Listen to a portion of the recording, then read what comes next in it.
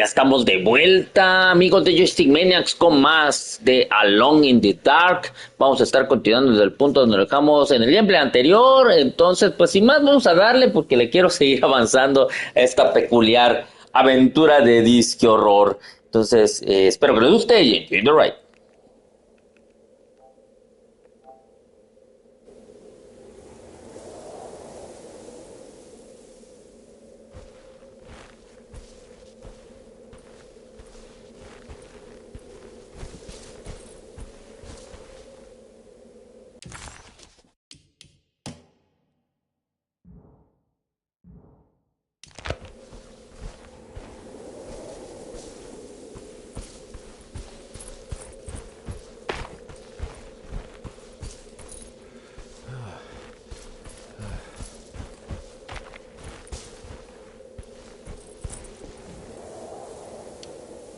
Here we go.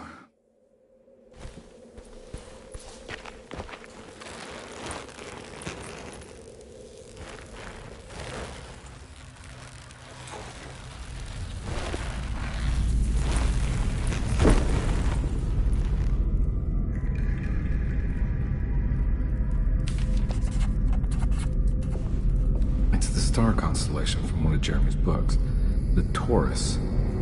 And one star's clearly bigger. Must be important.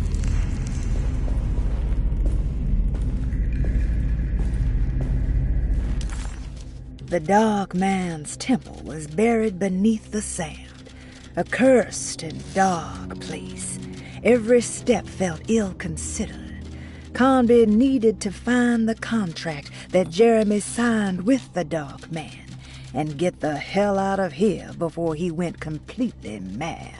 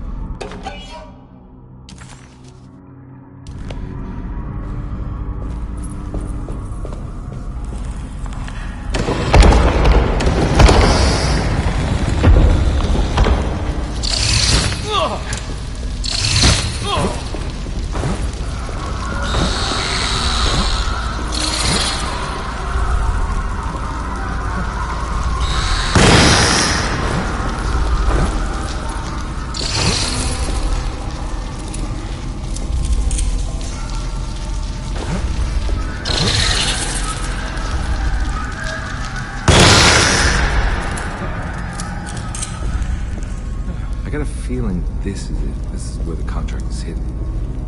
But how do I get to it?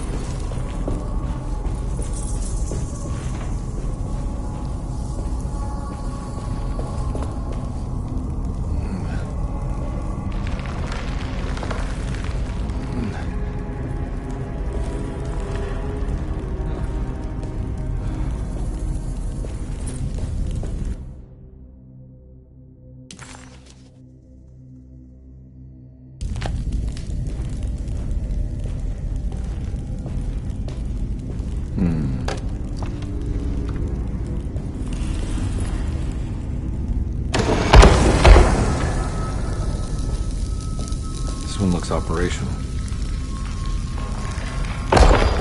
Good work.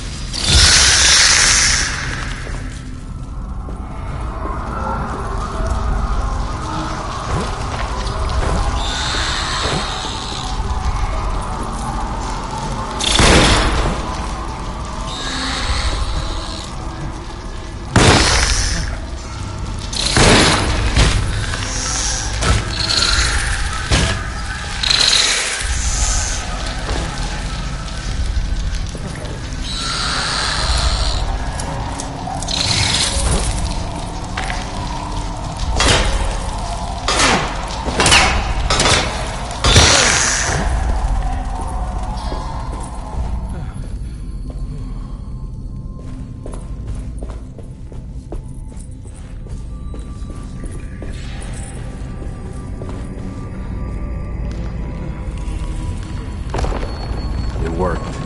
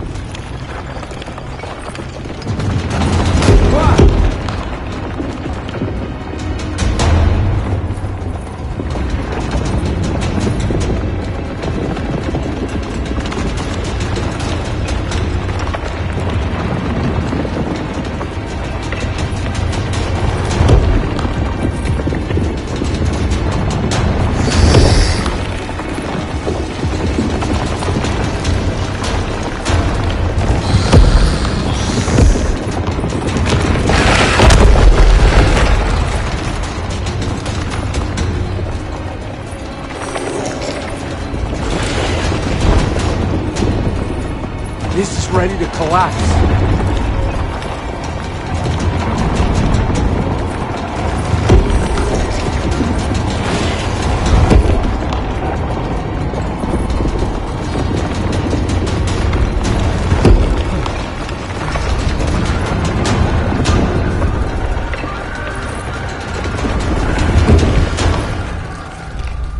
What is going on?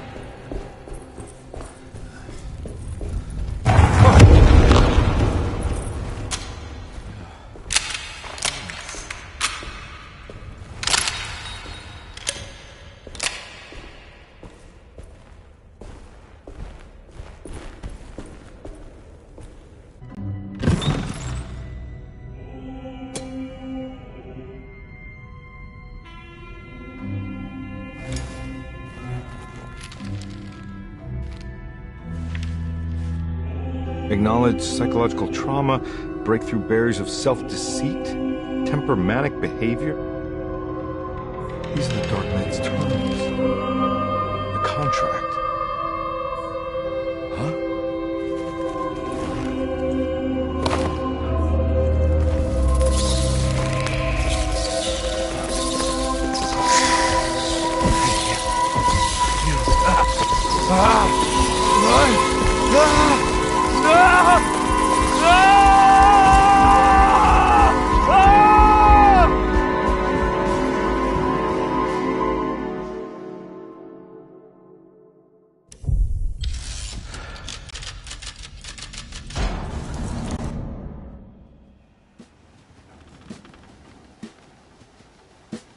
Hey.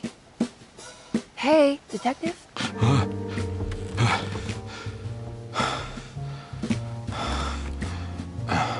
What are you doing? Oh, I found something. Great. Was it alcohol? God, no, I just got the wind knocked out of me. I think I know how to break the contract with the Dark Man. What exactly does that mean? Everything going back to normal. All right. I found some more information on Dorsetto and the patients.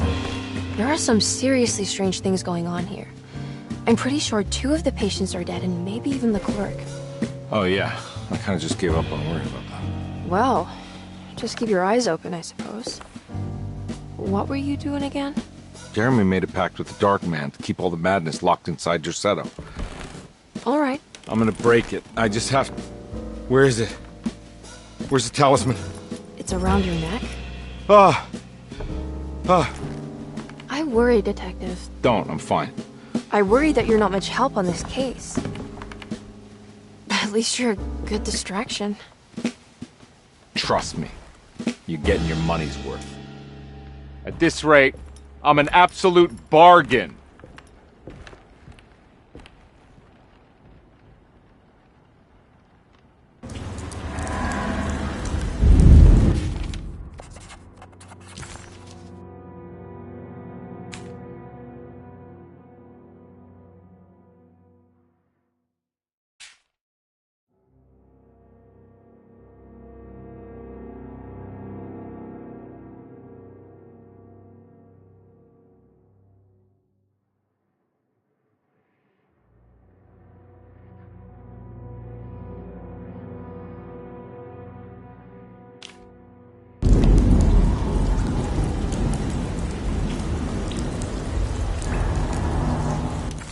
Carnby never thought he'd be so happy to be back at Dorsetto.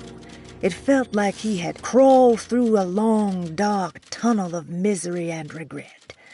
Now that he was back, Carnby could look into the steps mentioned in the contract. But there was one thing that gnawed on him. What exactly did this have to do with Dr. Gray?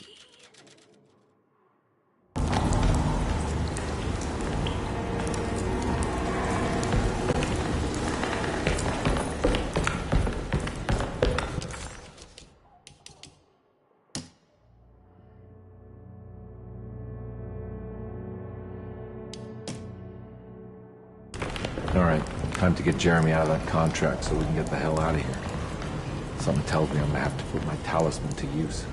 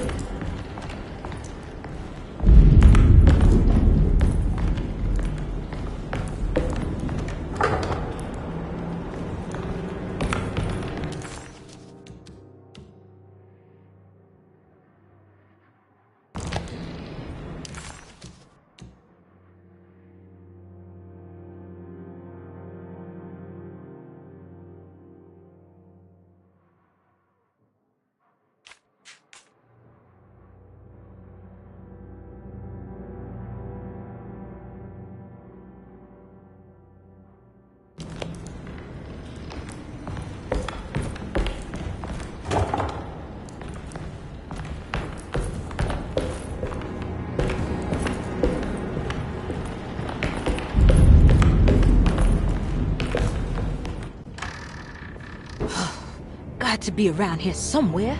He wouldn't leave this house. I don't know what to think anymore. You run into that detective fella? Who is he? Can he be trusted? I think he one of the good guys. Well, you know, like us. Will he be all right with her coming? Praise the mother. You don't need to know about all that. Just help the journey.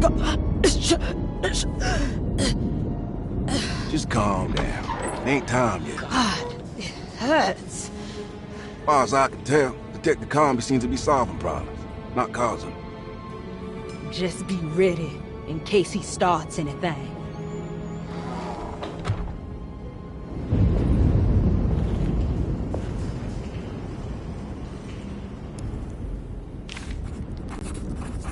The two orderlies still hadn't found Jeremy.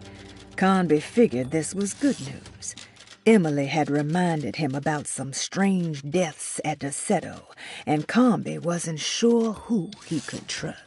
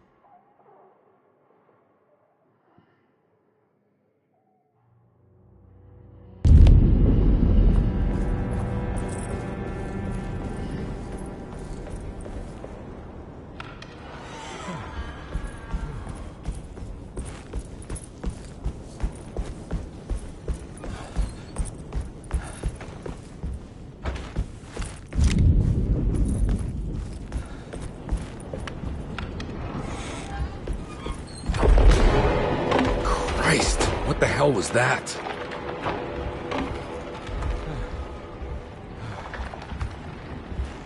It's blocked.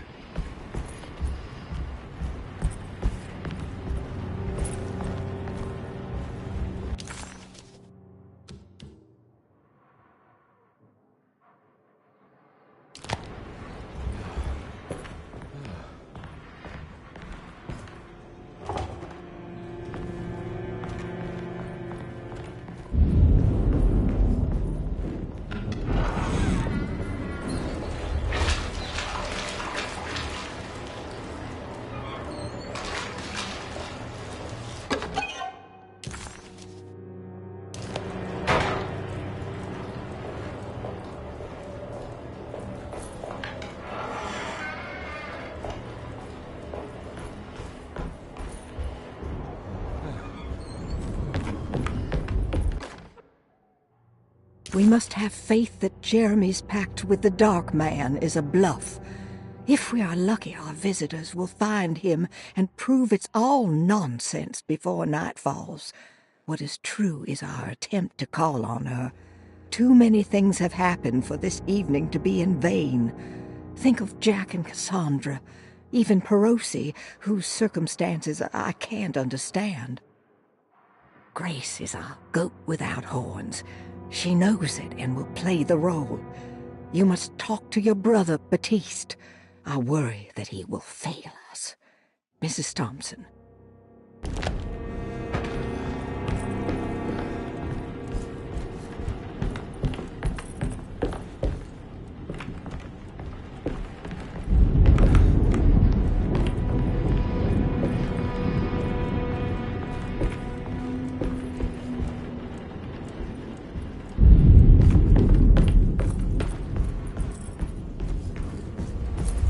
It's blocked.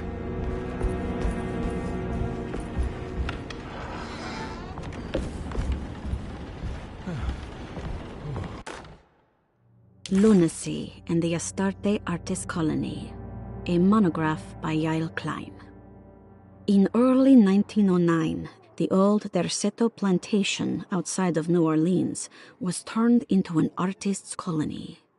3 famous European artists rented the house and the surrounding land from the owner, the Ledoux family. The colony was chiefly run by Sebastian Cortez, who was playfully dubbed the captain by his collaborators, William Arges and Heinrich Kassel. The colony existed for 6 years, until one day all 12 members disappeared without a trace.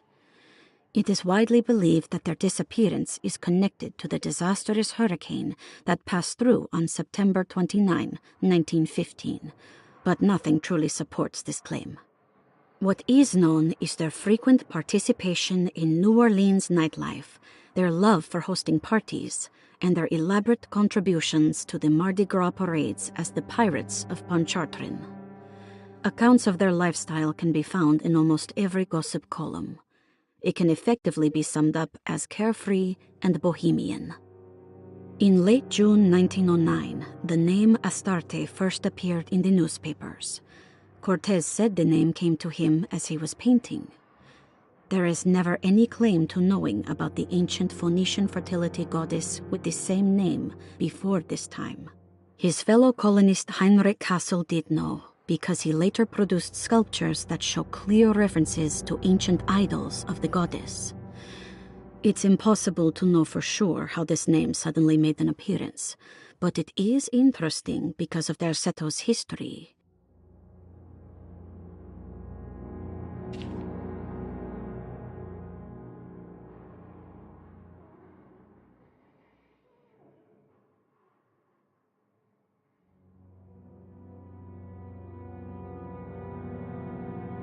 Even the name Derceto is the Greek name of a Syrian fertility goddess. In the case of naming the plantation, Derceto was certainly not an accident. We know that Elijah Pickford intended to build a temple for his cult, for he had distributed pamphlets 2 years prior to the purchase of the land, advertising his intentions. His followers were estimated to be almost 100 men and women, mostly sailors, Maroons, and Cajuns, when the plantation was built. To outsiders, Derceto registered as an ordinary slave plantation, which enabled Pickford and his flock to remain hidden for decades. The official story is that the cult lasted until 1862, when the Union Army came and burned down the plantation and scattered all who lived there. Following the Civil War, new people started to congregate in the ruins of Derceto to invent a new fertility goddess, the Shub Niggurath. As much as Derceto is a particular name to have heard of, it's not entirely uncommon among the learned. Astarte is equally known and could have been subconsciously chosen by well-read artists. Shub Niggurath is, on the other hand, very uncommon.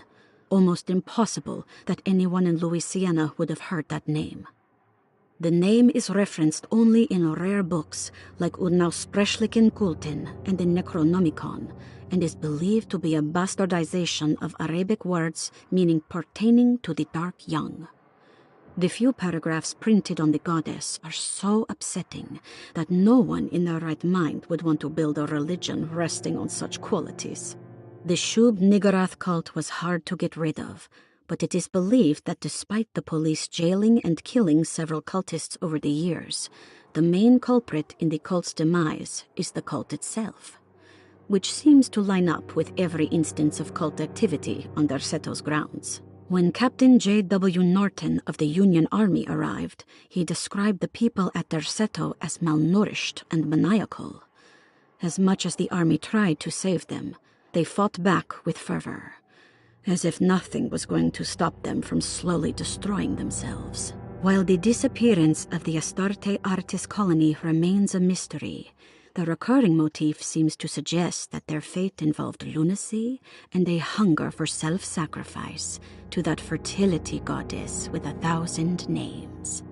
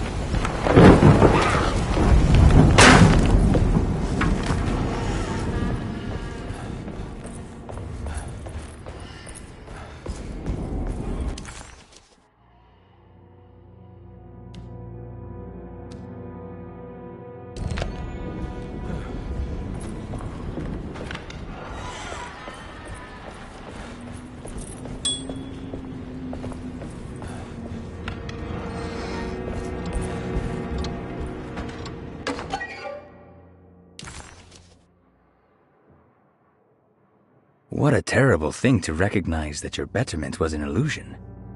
That you are so infatuated by the virtue of struggling that despite all your hard work, you made no real efforts to ever become well. Or that the treatment becomes such an obsession that instead of letting your wounds heal over time, you tear at the flesh in the hope that it will heal better and faster. If only it would bleed in the way you wanted. Do we ever become well? What do you think, Dr. Gray?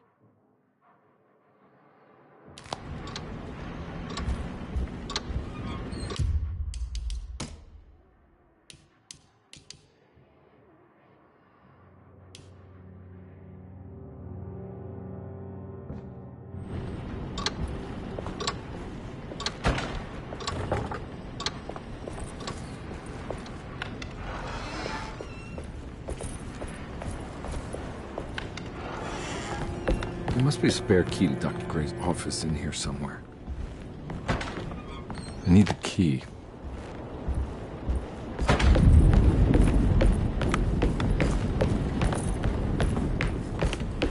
I don't have the combination for this. Maybe Jeremy did.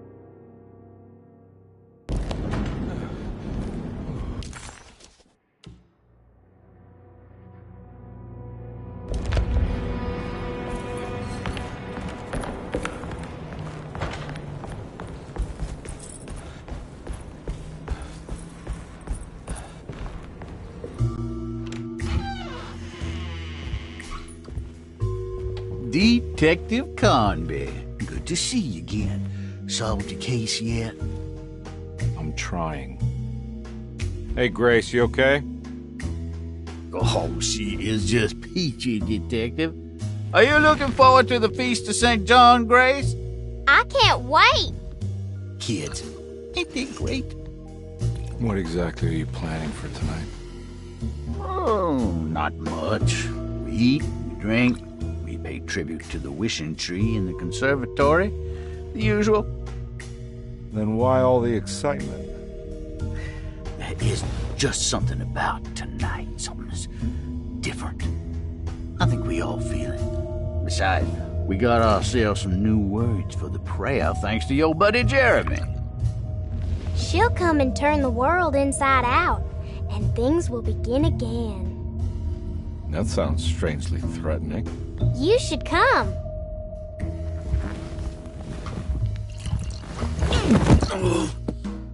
God damn it, Grace. Stay put for once.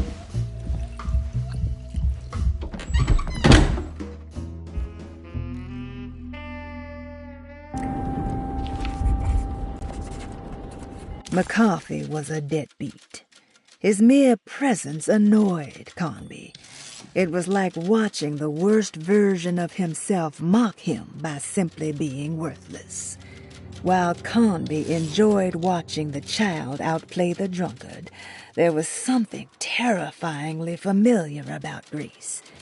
It was taunting him, like he was supposed to remember, but couldn't.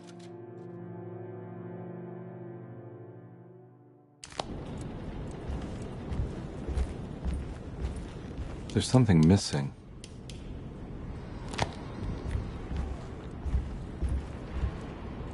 I'd better hold on to these. Wouldn't want them to get lost.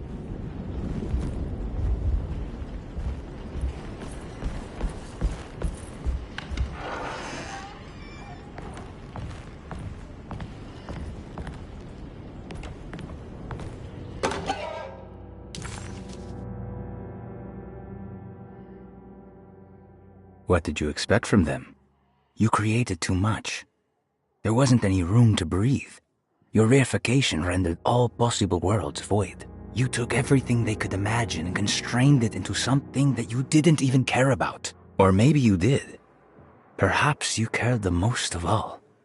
Maybe you tried to save them from themselves, and that is why you had to die.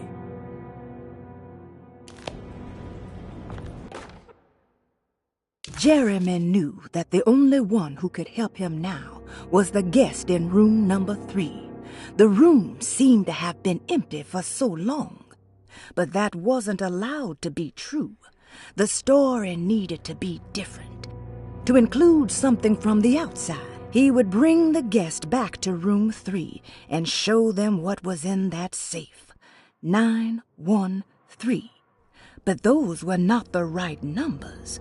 That was the combination for the safe in the clerk's office.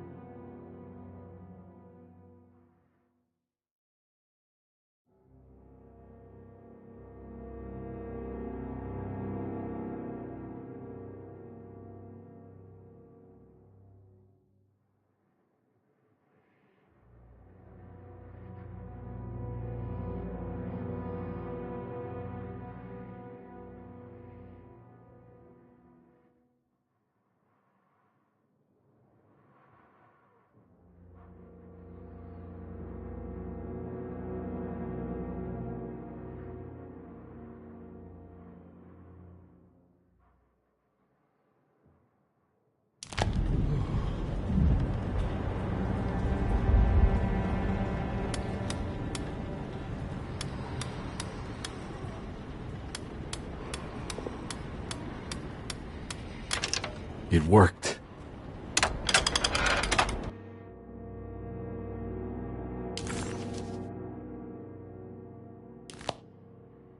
The last guest in the empty room suffered from severe maladaptation.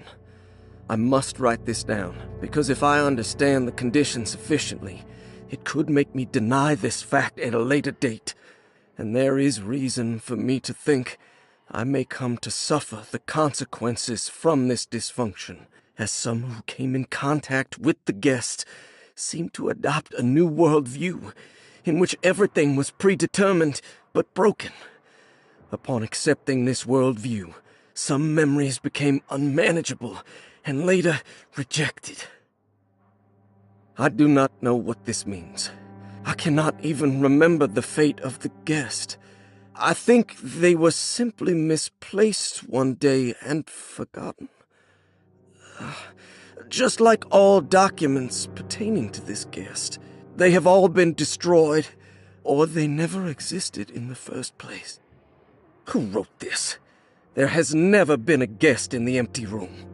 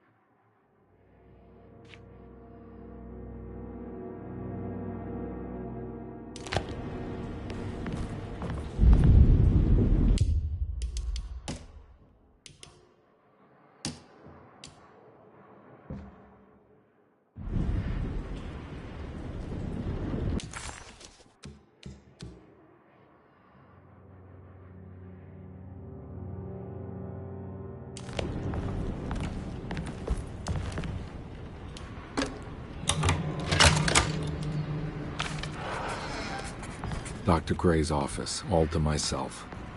Let's see if we can figure this guy out.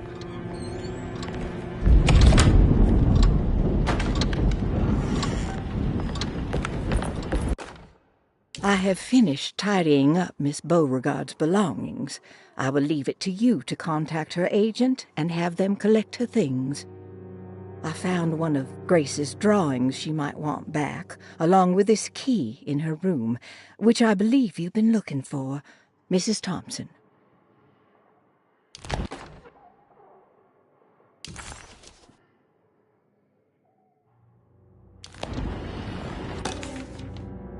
This is where McCoffey has hidden my favorite young.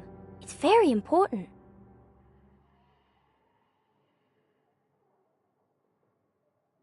This is where McCoffey has hidden my favorite young. It's very important.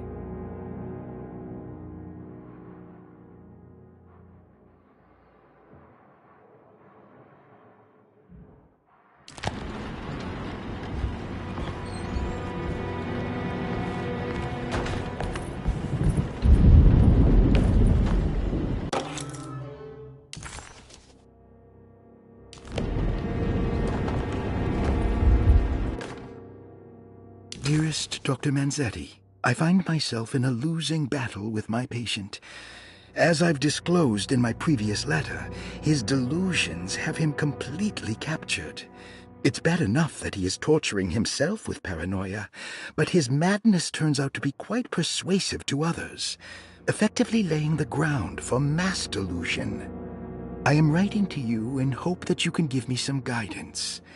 Beyond my ambition to avoid devastating surgery on my patient, I have grown worried about my own defenses. The words of my patient are deranged, yet they often resonate with something primitive within me. I have tried photographing his brain with X-rays. It was surprisingly difficult to get good results. Dark blotches on the plates kept obscuring all details. My patient looked at the bad plates and cried out in terror, telling me the dark areas was the shadow of the worm eating him from inside. I could not see anything out of the ordinary. I hope this is a sign that my mind is not as receptive to the madness as I had feared. After further inquiry, my patient described the shadows inside his mind as some kind of chthonic monstrosity that wants to undermine his sanctuary. This is clearly a reference to a place he calls Teroea, a sort of library or convent that works as a psychological haven. With this imaginary haven threatened by this Chthonian, he has now constructed another, less pleasant hiding spot. Lately, he has been bringing up a metaphor of a steamboat that has run aground, that he feels like he needs to start the engines and reverse, but he is afraid that the hole in the hull would cause the whole ship to sink. I've been watching him turn this metaphor into reality for the last week. He knows it's made up, but he is doubling down, trying to make it a real memory. I feel certain that this is my chance to break through the barriers of his self-deceit.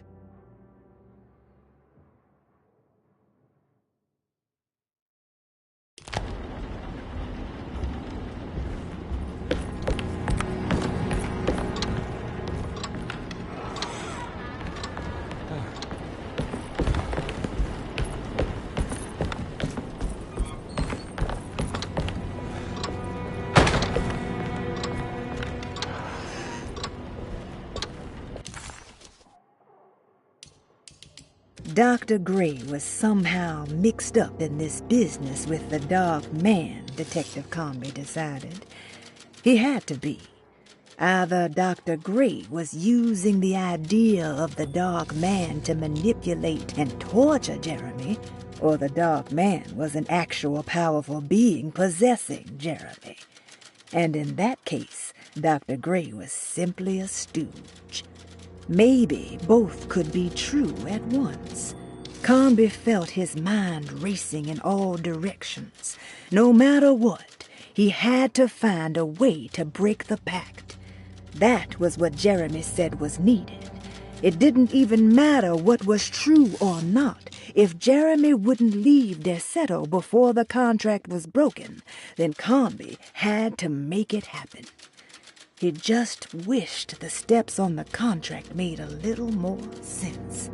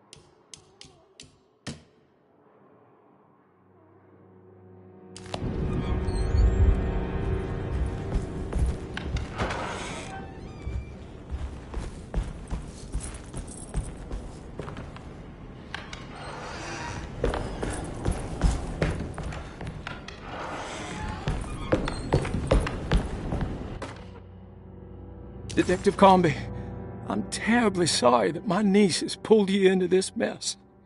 Please, with all my blessings, take her away from this cursed place. I have destroyed that eater of worlds and locked it away in the attic and retreated to a place of hiding. Tell Emily I'm safe. Tell her all the lies you can think of to make her listen. Take her back to New Orleans. Sincerely, Jeremy.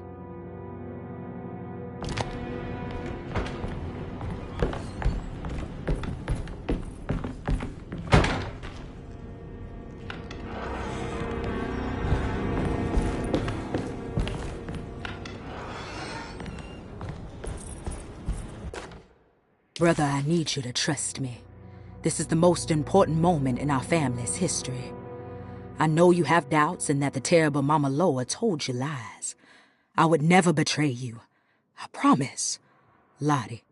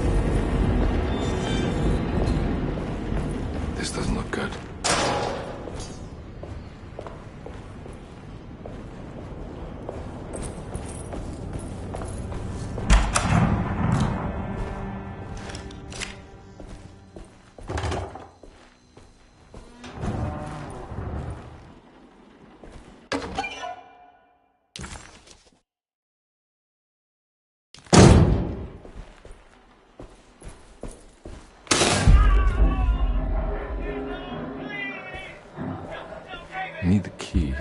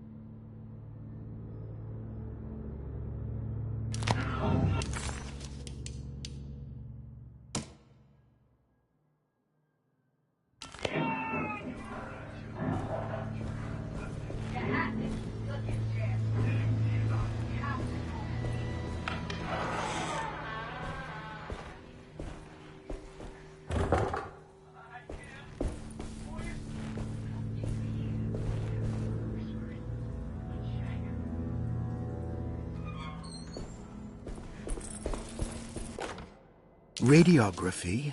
Patient Jeremy Hartwood. Date June 14, 1930. Plates. Jeremy's skull proved difficult to capture properly. Partial radiographs worked best. A complete picture of the brain can be assembled by piecing 3 plates together. Observations. Even when looking at an assembled version, a shadow covers significant parts of Jeremy's brain. Possible tumor, but more likely that the equipment is failing. Jeremy reacted strongly to the pictures and claimed to see a giant clay worm eating and displacing his memories. Notes. While this exercise has left me nowhere closer to an answer, I feel confident that a Burkhardt lobotomy should sever all necessary parts. Hypothetical psychosurgery based on the ideas by Burkhardt and the St. Petersburg research could end up saving Jeremy's mind. Severing the connections around the frontal lobe would certainly solve most mental afflictions. The procedure would be brutal in performance, as well as in efficiency. An ice pick pushed through the edge of the eye and into the skull would untether the nerves like Alexander cutting the Gordian knot. As this would likely leave Jeremy in a very different condition, all other paths should first be explored. The medical instrument I would need for this lobotomy is missing, and I should have Waits order a new one.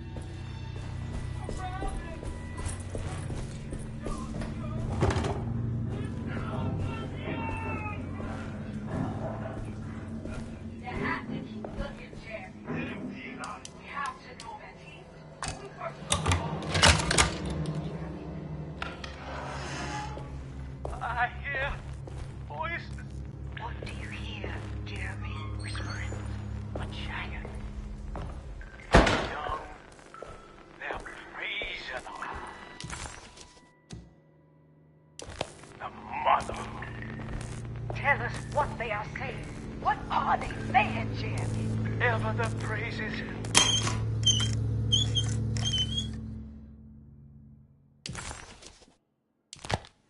Don't mind if I do.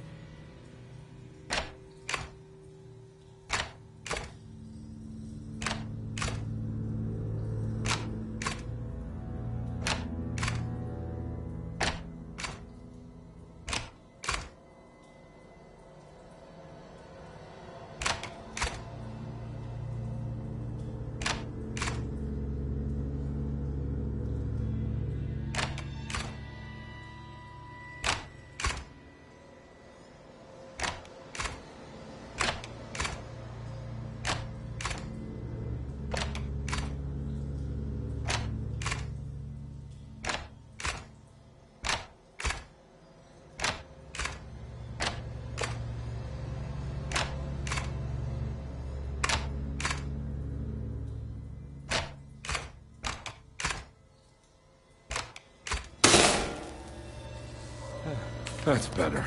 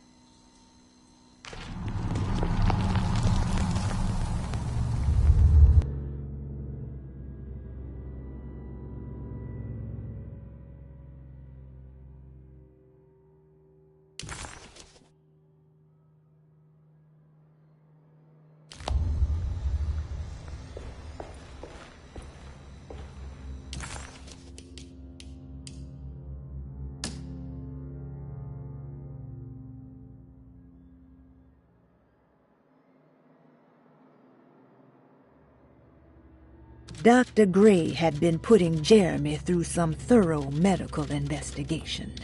He was trying to break through Jeremy's stories and get to some truth, just like Carnby was. Could Dr. Gray have been trying to break the contract as well?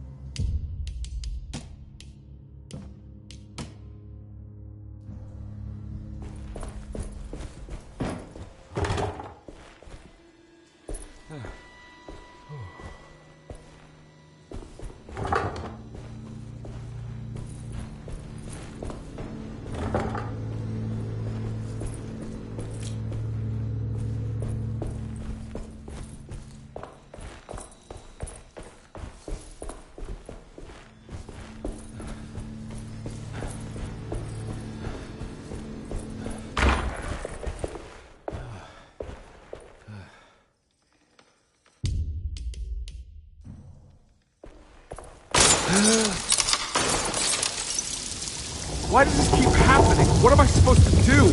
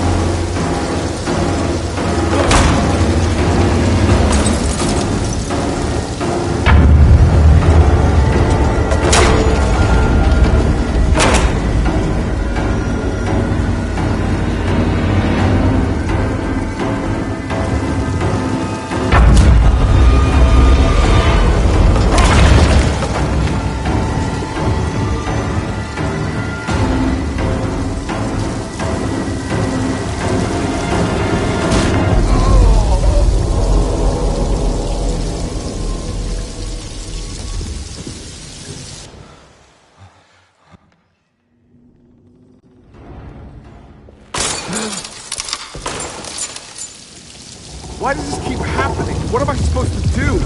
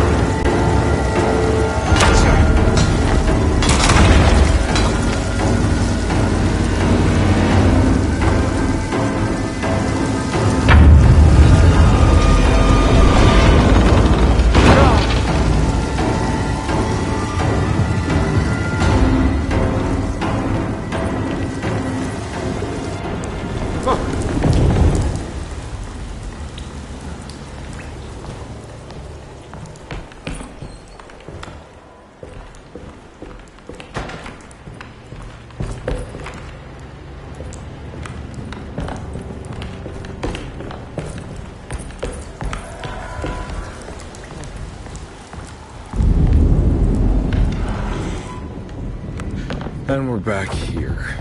Well, perfect time to have a look around this place.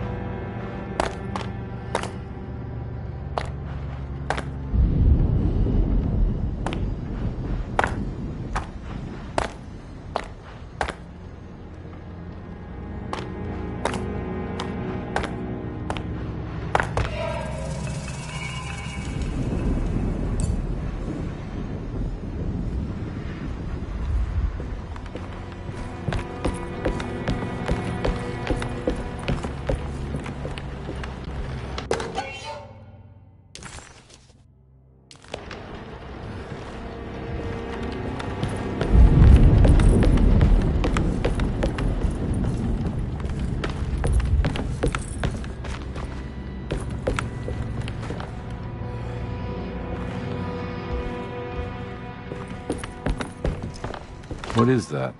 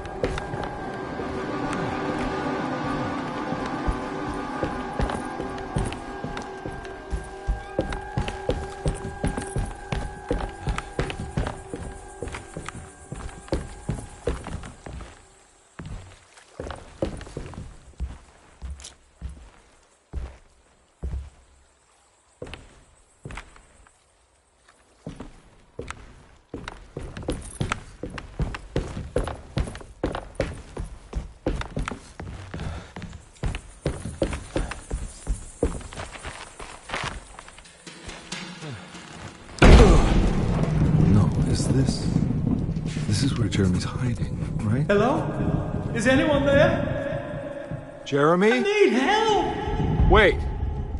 Can you hear me? I'm stuck in the mud and the fire is taking Jeremy, me. where are you? The motor is dead. I can't do anything more. Hang on, Jeremy. I'll figure something out. I'll get the boat running.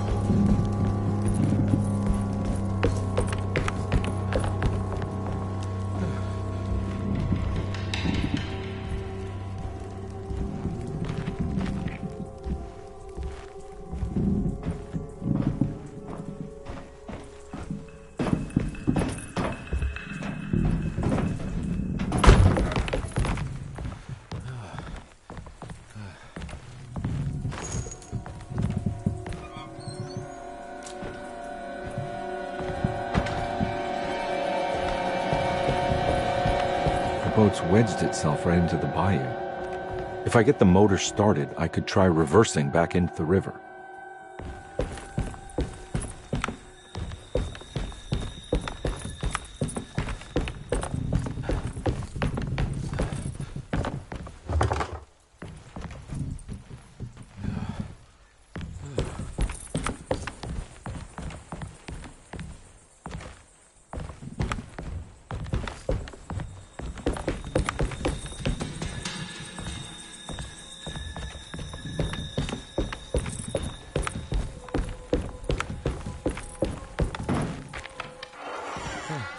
Jeremy, where are you?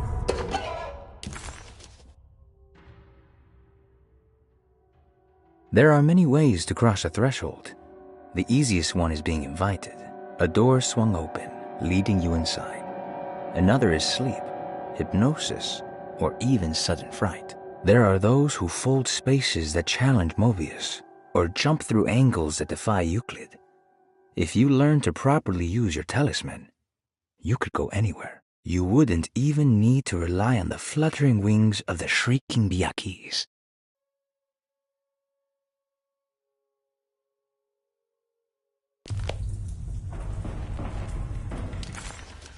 Jeremy was calling out for help, but Carnby couldn't figure out where the voice was coming from. For a moment, Carnby wondered if the boat itself was Jeremy, or if he was below it somehow. It didn't matter right now. Jeremy was clear on one thing. He wanted Carnby to get the steamboat running and out of the mud.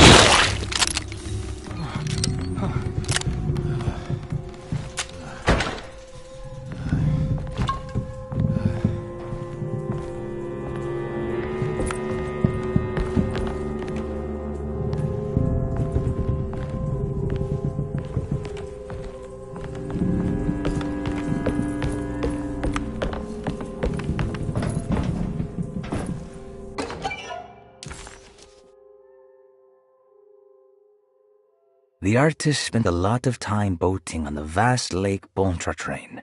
Poetry, painting, photography. Everything seemed to become better by the shimmering water and the opalescent sky. One night, as the sailors returned to Darceto, they found a masquerade ball taking place. It must have been Perosi and Nora who invited their friends from the theater. The sailors quickly fashioned masks out of plaster of Paris and joined the festivities. They enjoyed themselves for hours before realizing time was not passing. Nor could they find their friends. As they began to worry, they demanded that the guests unmasked. But they could not, because they were not wearing any masks.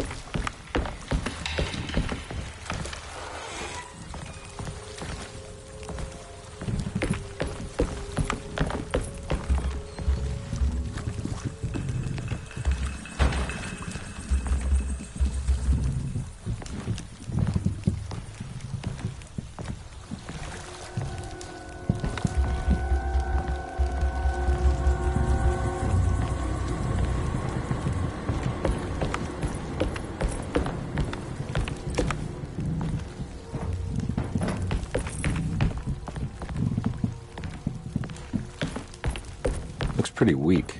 I just need something to break it.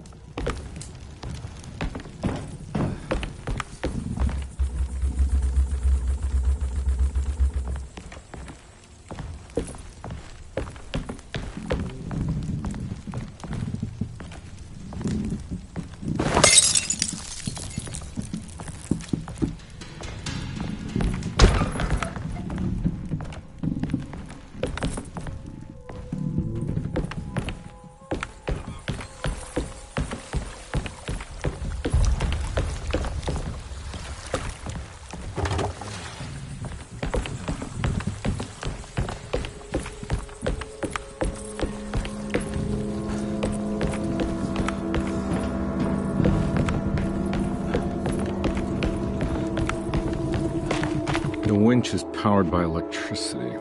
I need to find a way to turn it on before I can use it.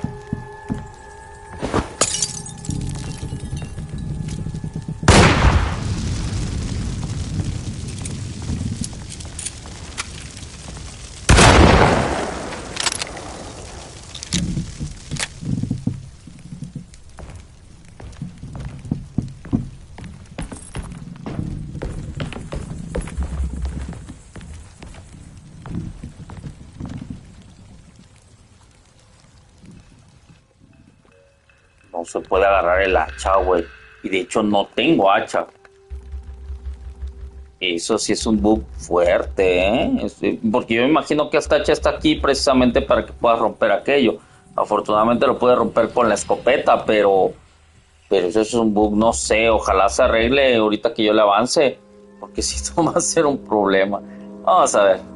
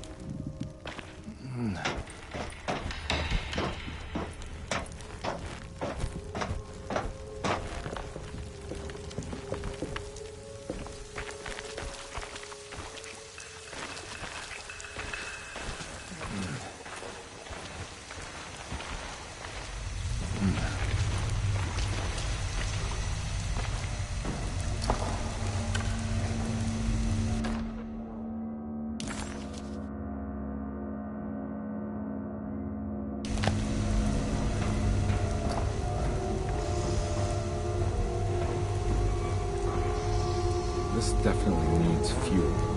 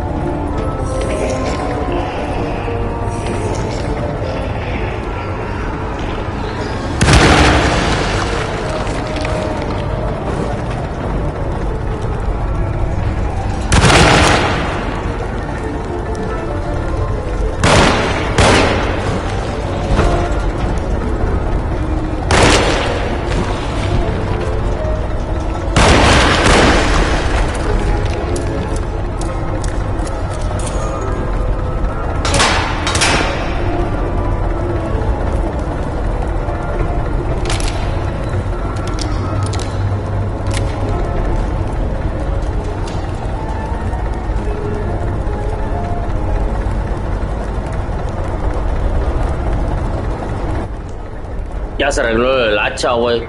¿Cómo? ¿Quién sabe, güey? La magia de los videojuegos.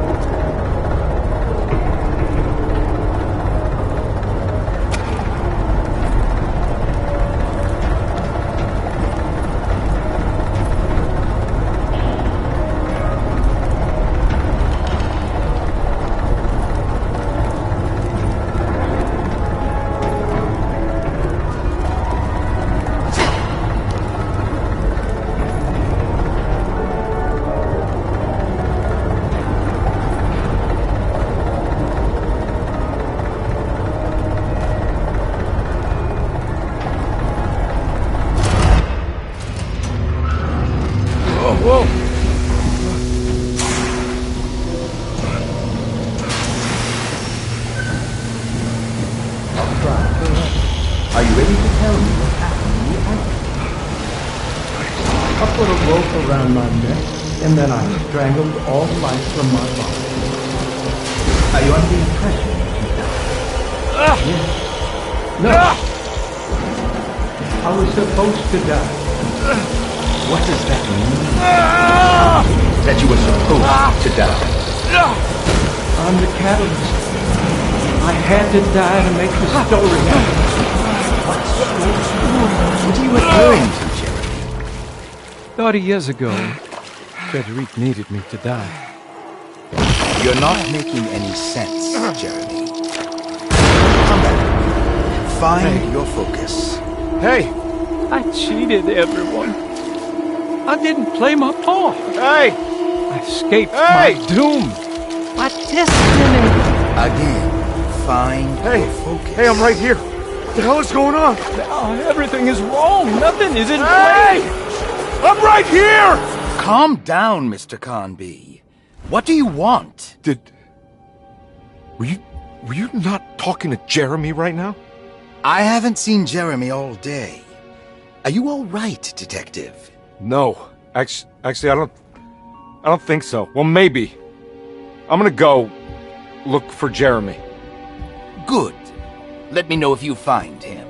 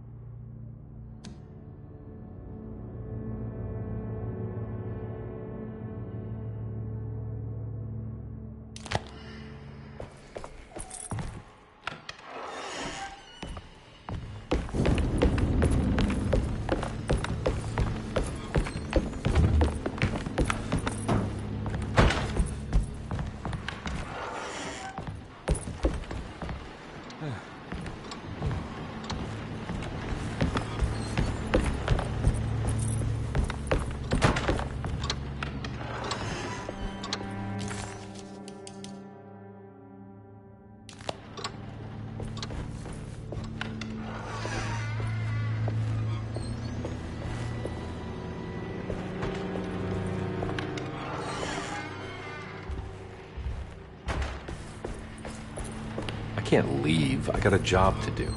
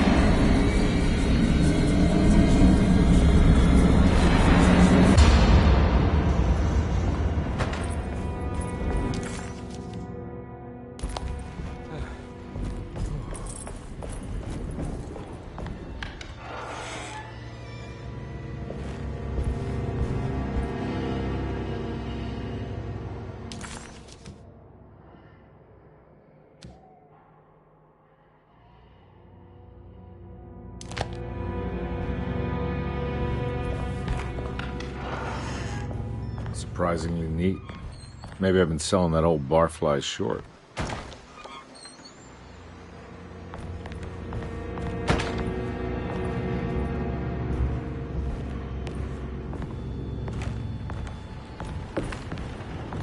Looks like McCarthy has something hidden inside.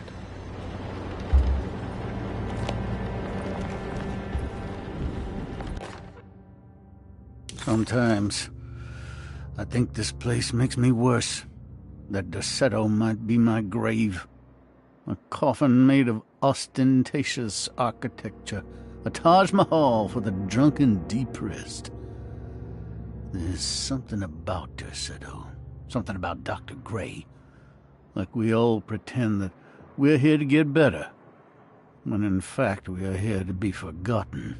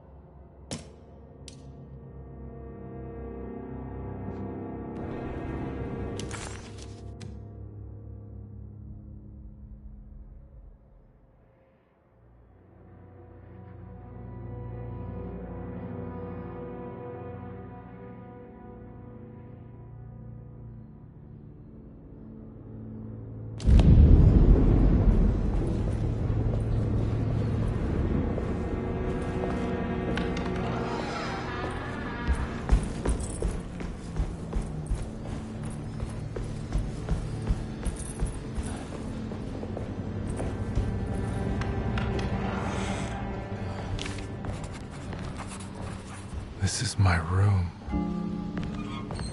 I belong here.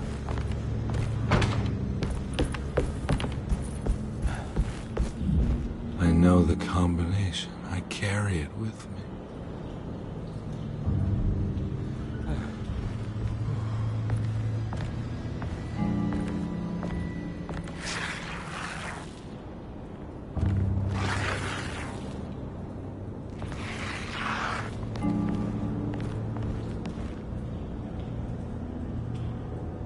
I know that number. Where's that from? I did this. I wrote that.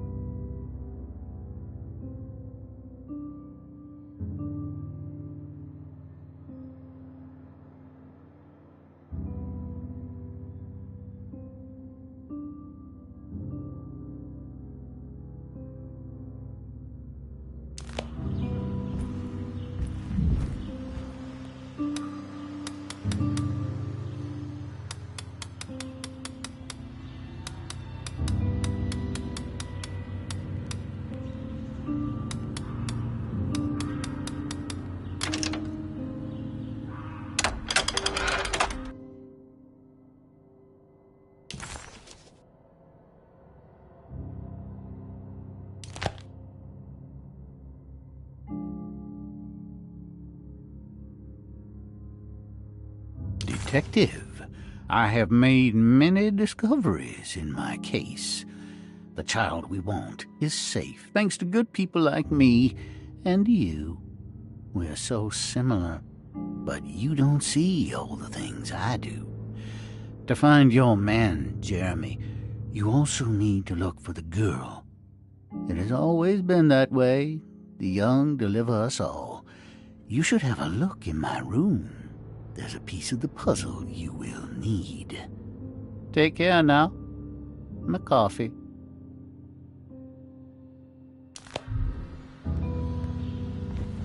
How long have I been here?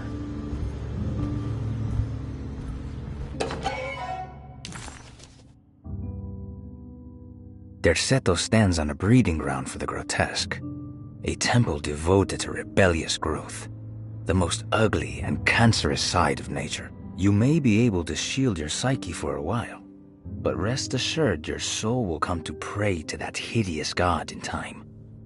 That is the story of every man and woman who gather around that ancient arbor. They all croak, bark, and bleat because their own bodies are afraid and they wish to repel the evil those words conjure. Iya! Iya! Instead of that blasphemous name, they gossip in hushed whispers the name of their Seto, Astarte, and the Black Goat of the Woods.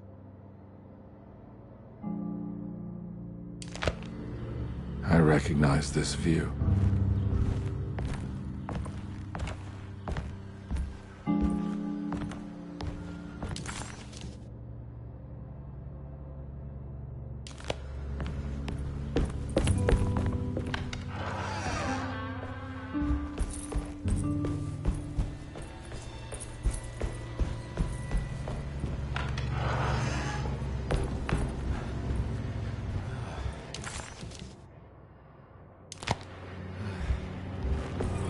Looks like McCarthy has something hidden inside.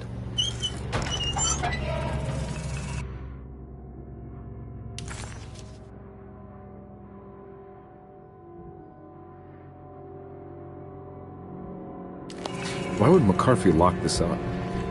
Was he trying to keep Grace from completing the shape? If so, couldn't she have just made another drawing?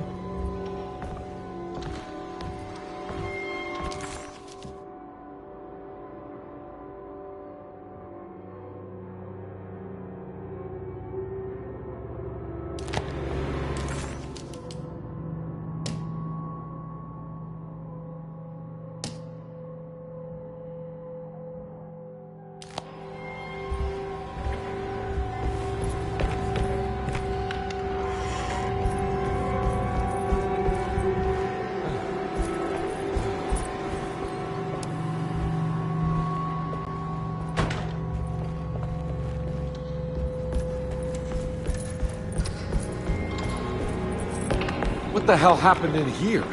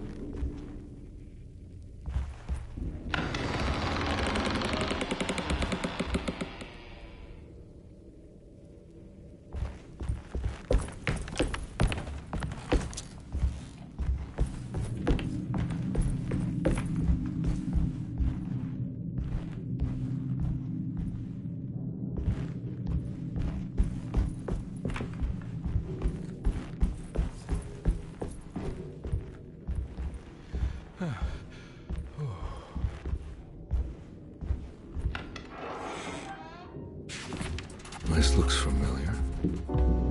How am I back at the office? Jeremy's never been here.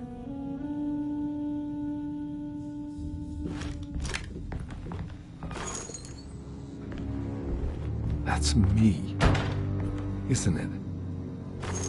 How long had it been since I drowned myself in drink and depression? It had all felt so peaceful, slipping away into oblivion. A welcoming, dark voice wrapped around my mind like a heavy blanket.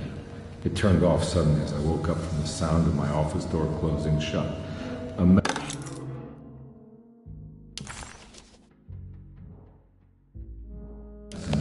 had left a telegram from Mrs. Saunders.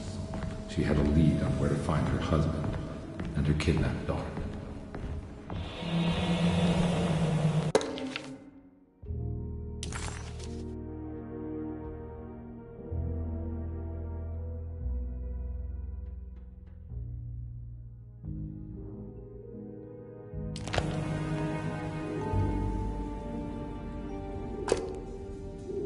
God, I used to...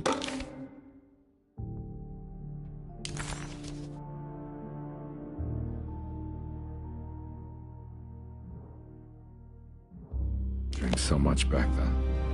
When was this?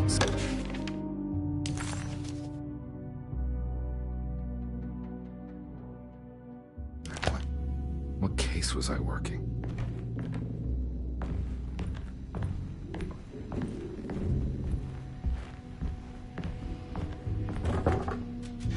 I think I need to figure out where I'm going first.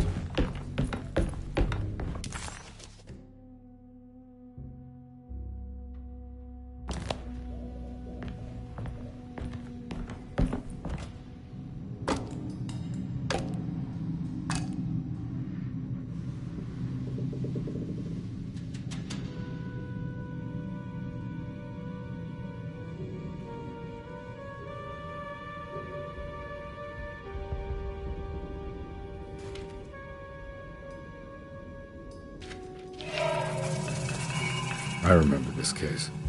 Some kid got taken by her father, headed out of state, but he had made a mistake by selling a painting that his wife actually cared about to a collector named Thornhill to fund his venture. That's how I tracked him down. At least I think so.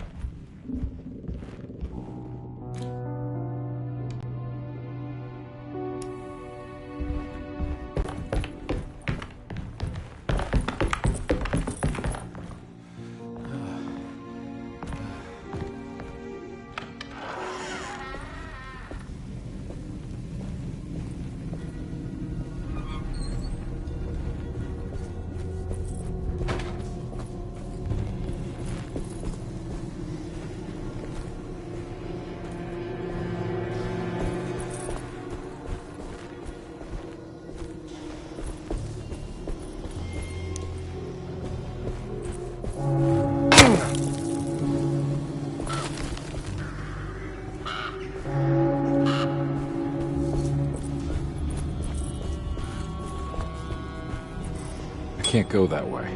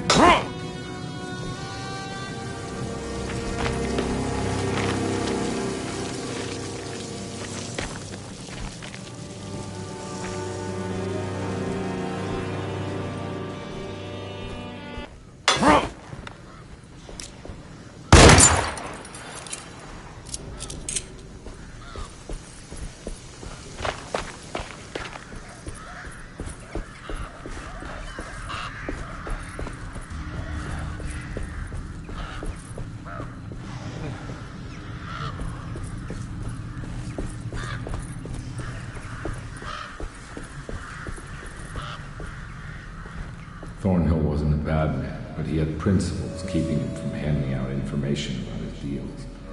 So it needed some convincing.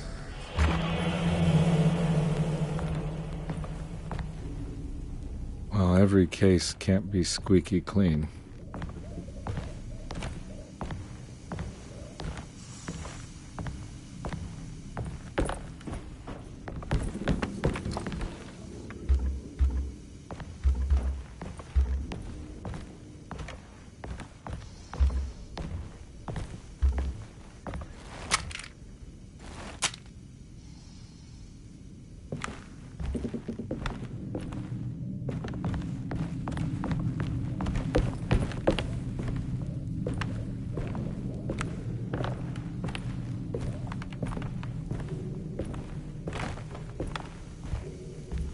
Mr. Saunders had sold a valuable painting to Thornhill, hoping the money would carry him to wherever he was going.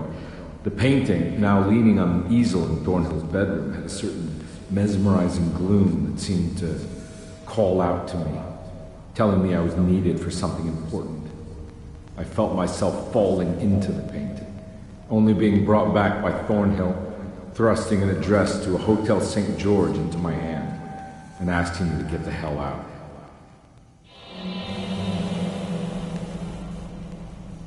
I don't remember this at all, but I can't say it didn't happen.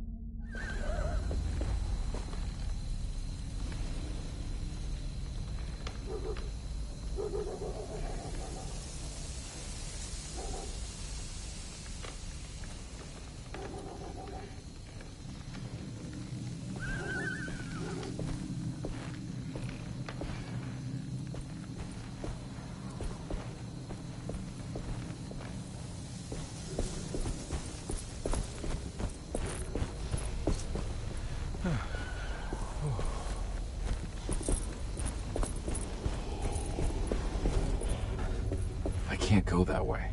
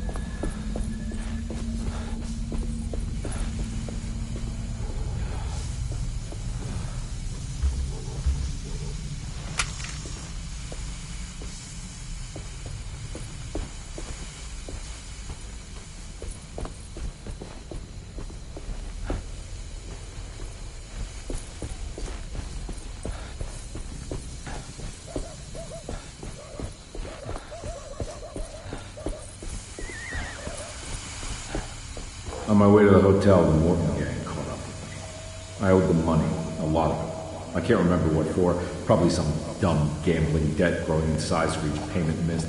I punched one of them out, and I sent the others packing.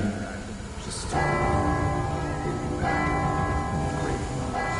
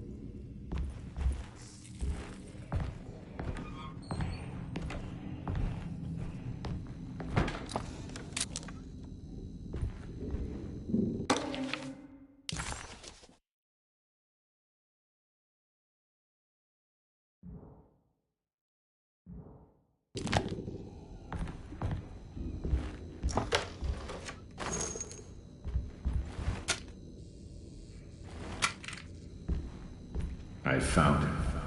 In the hotel ledger, I recognized the handwriting of the signature, Ted Stryker. It was him. I could feel it. It was the kidnapper I was hunting.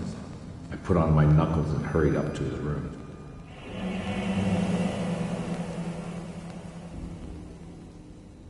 Something about that name, Ted Stryker, rings a bell. Feels vaguely familiar.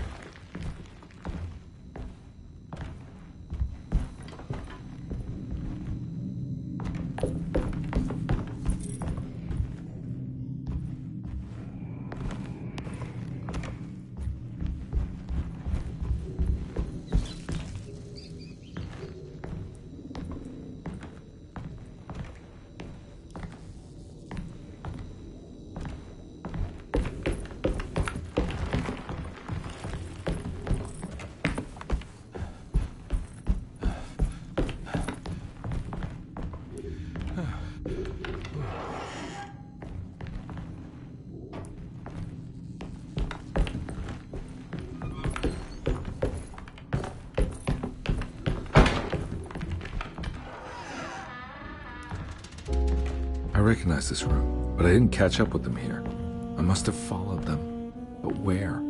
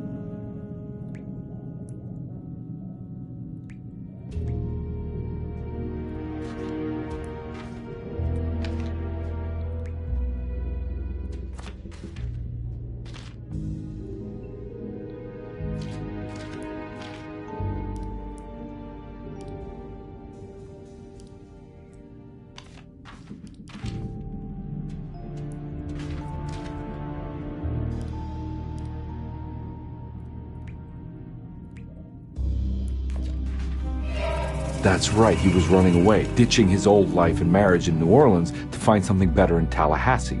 And he took his daughter with him against the will of the mother. That's why she hired me. But I stopped him. I caught up with him at the Pearl River Bridge.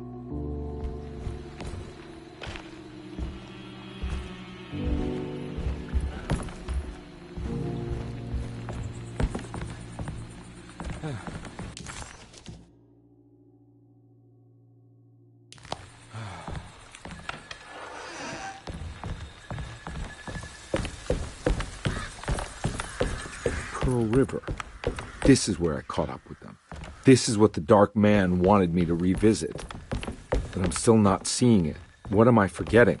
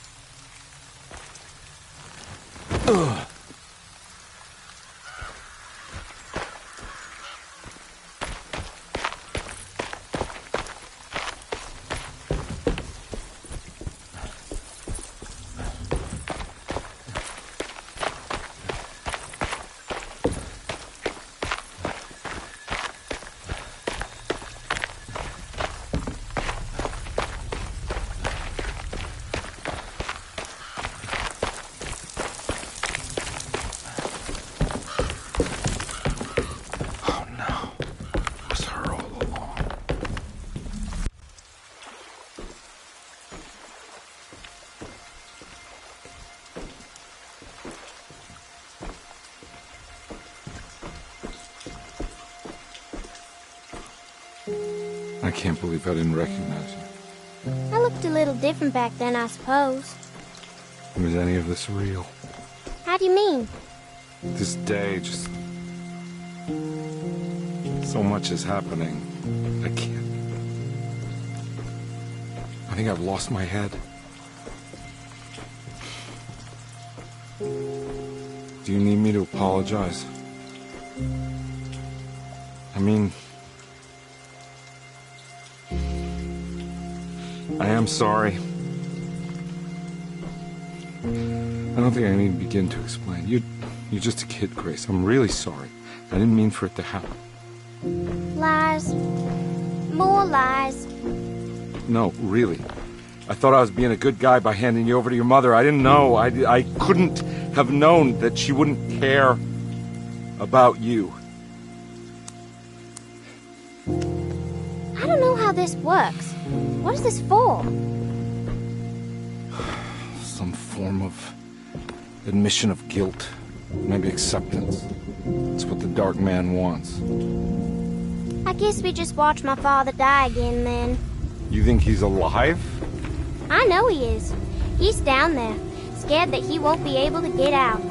That he will drown with his daughter again. What are you saying? We gotta save him! We? Do it yourself. I'm down there with him, remember?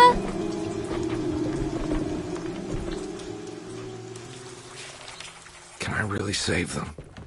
This all happened so long ago. I have to find a way to get down there. I have to see it with my own eyes. There was a boat at the house where I entered. If I can raise the bridge, I should be able to get to the car. There must be a way to save you both, right? Why else would I be here?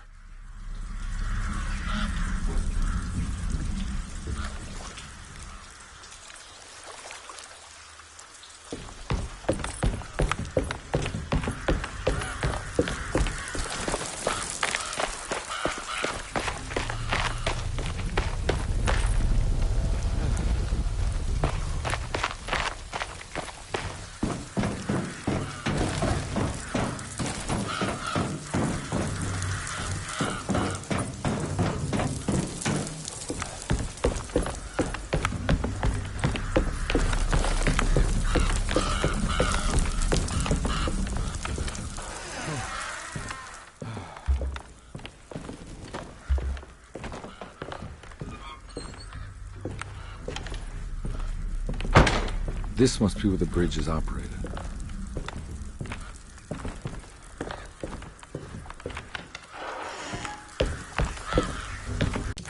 Carnby had run their car off the bridge. He pulled Grace out of the sinking car, but left her father to drown.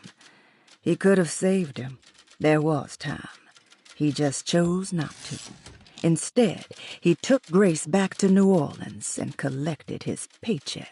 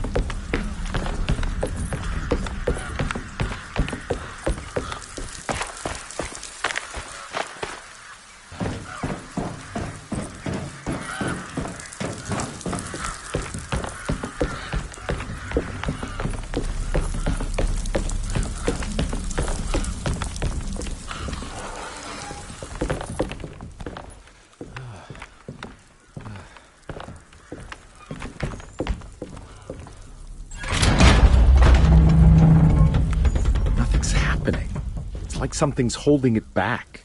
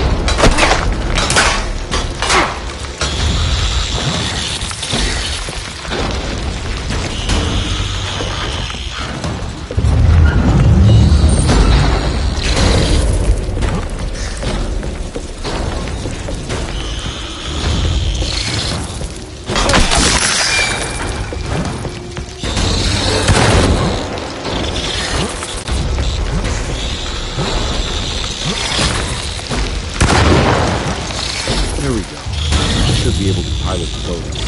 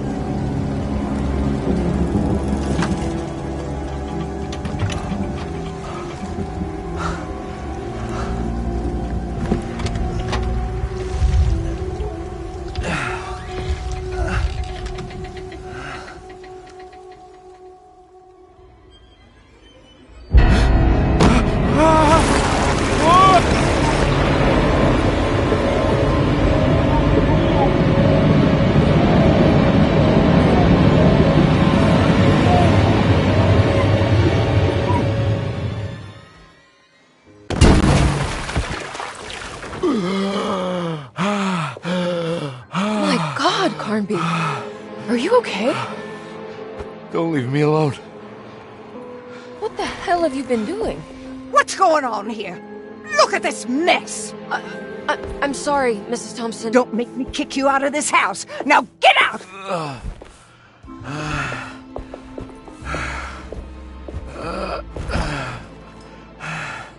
Hey, Detective. Mr. Carnby. I'm really worried about you. I'm okay. I just need to catch my breath for a moment.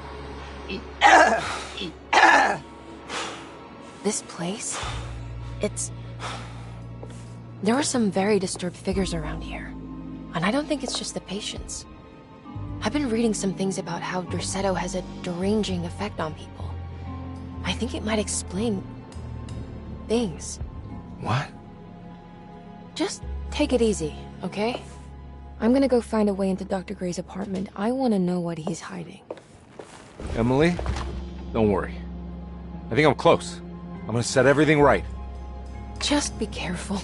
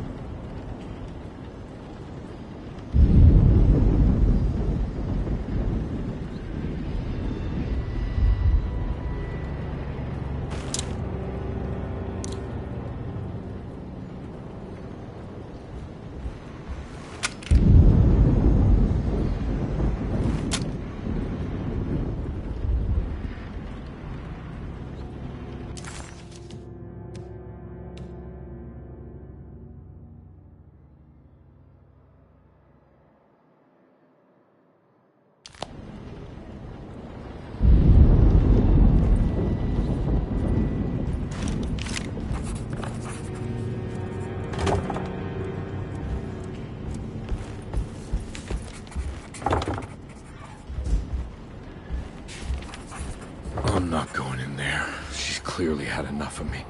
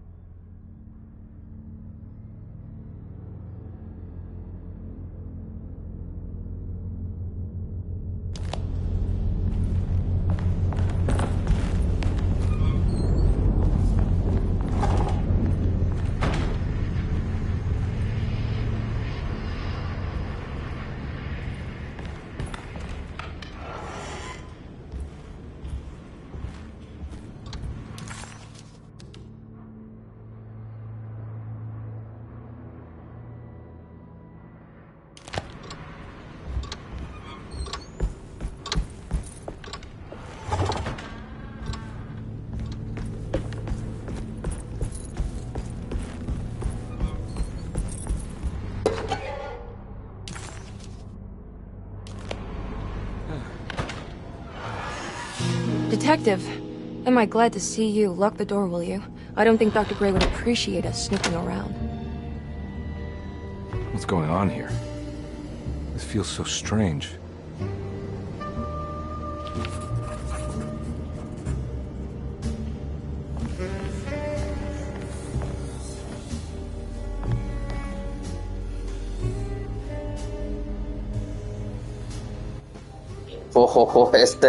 Este es un verdadero, digamos, referencia, ¿no? A los survival horror de antes, con la cámara fija. Hasta me salió allí un trofeito, ¿no? De el pasado como el presente. No, esto es así estaría poca madre el juego, güey, honestamente. Pero bueno, vamos a seguirle.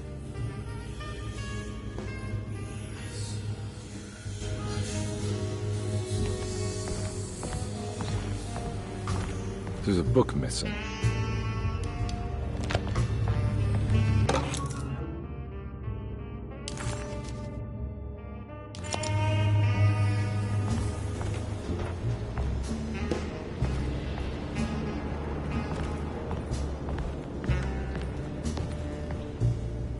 Have you found anything? What? Yeah, I've seen some things. Okay. Let me know if there is anything you want to talk about.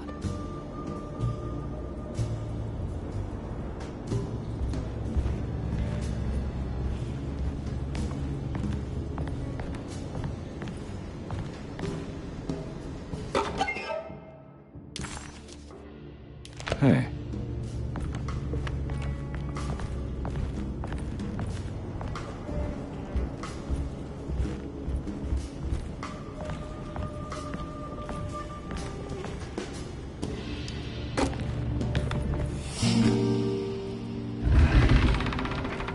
What did you do?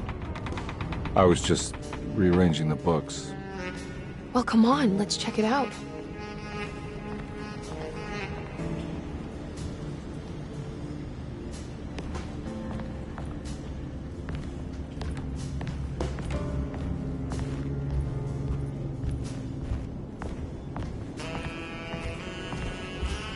I think I'm beginning to understand. Dr. Gray is dealing with some kind of mass delusion.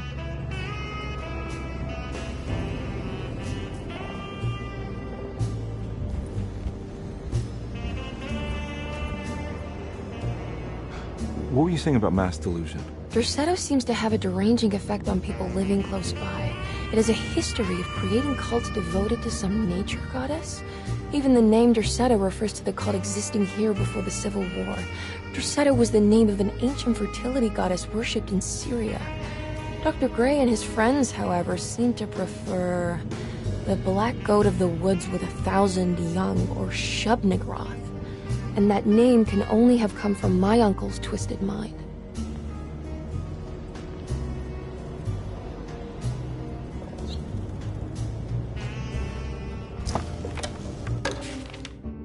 to finally meet you, Mr. Hartwood. I'm here on the behalf of your brother Philip. You were expecting me, weren't you? Yes. You're from Deseto, no? That's right. I just wanted to ask you a few questions to see if there is anything I can do to help you and your family. Okay. I understand you're full of imagination. You make up a lot of things. I suppose. And you obsess over them, blurring reality and fiction. Sometimes. Do you want to tell me about the Dark Man? No, I don't. That's all right. Perhaps there is something else you can tell me. Something you know to be made up, but you hold dear. Juan? John? Who's John? No, Juan Luis Jorge. Oh, wait there a moment. Here, take a look. Is he... Oh, he is the author.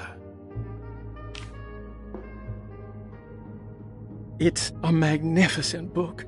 Life-changing even. The real Juan is long dead, but I like to think of him as my friend. My most beloved friend. I see.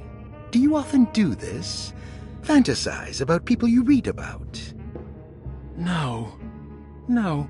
Well, there is Jacob. Who is Jacob? Turn to the last page.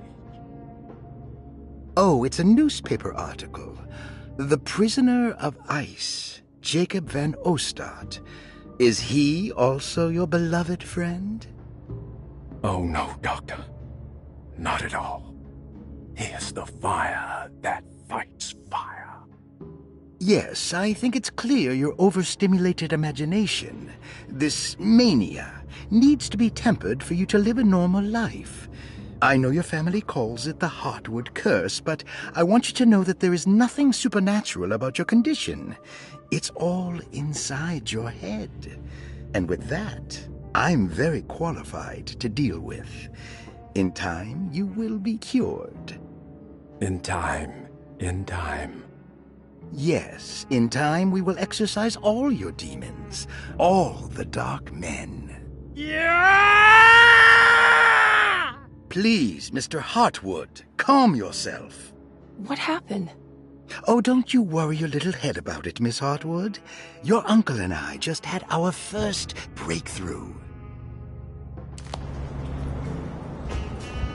That mark on the floor looks like talisman positions, but from which direction should I look at it?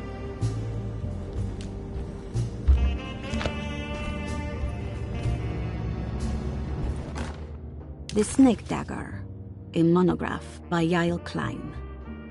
In Ludwig Prin's book on pagan rituals called The Mystery of the Grave, as translated by Nicholas Vachy, there are several references to a sacrificial dagger called the Snake Dagger. It has long been thought of as a poor translation of the original text, that it would be more appropriate with worm dagger from the Latin vermis cultrum. This seems natural following the recent consensus that the original title of Prin's book, De Vermis Mysteris, should literally translate to the mystery of the worm. However, this would take away from Vachy's great effort at translating the underlying meaning of the words and revealing several cultural beliefs. While Prin certainly was using the term worm as a symbol or synecdoche for death and the dead, which is made clear by the contents of the book, in the case of the dagger, we shouldn't be too hasty to dismiss his translation. Reading through Vachy's correspondence with his patron, it appears that he had more than just the Latin text at his disposal. Vachy had dug up Prin's living relatives and uncovered several cross-referenced historical texts and an actual snake dagger. The dagger was dated to the early Middle Kingdom of Egypt and had such a clear shape of a wave that Vachy considered calling it the sinusoidal blade. Knowing the full story, it seems prudent that he chose to translate it as snake and not worm. There are several reasons why this choice of word helps us understand the pagans that Prin's book attempts to describe. The symbolic value of the shape becomes more apparent when reading about the use for the dagger. In the passage of possession and exorcism, we find the snake dagger poisons the poisoner within the victim and is therefore pacified. Where the literal text would tell us that the worm dagger trumps the demon possessing the victim, it tells us nothing of their reasoning, only that somehow this dagger wins against the demon, like it had the better hand in poker. Vahi's translation allows us to follow the underlying logic to the ritual magic that is being performed. Poison the poisoner sounds like fighting fire with fire. That to hurt the demon possessing its victim, the priests would have to fight back with a power that is known to the evil they are fighting. The snake dagger is therefore not only a good way to describe its form, but it also helps us understand how it could be thought of as a useful tool for exorcism. Finally, it also helps us understand their relationship to lunacy, that it was thought of as something poisoning the mind rather than controlling it. What is also interesting to note is that the possessed are always considered poisoned in their head and not their heart. The snake dagger always went to the eye of the possessed, leaving them partially blind, if they had the good luck to survive.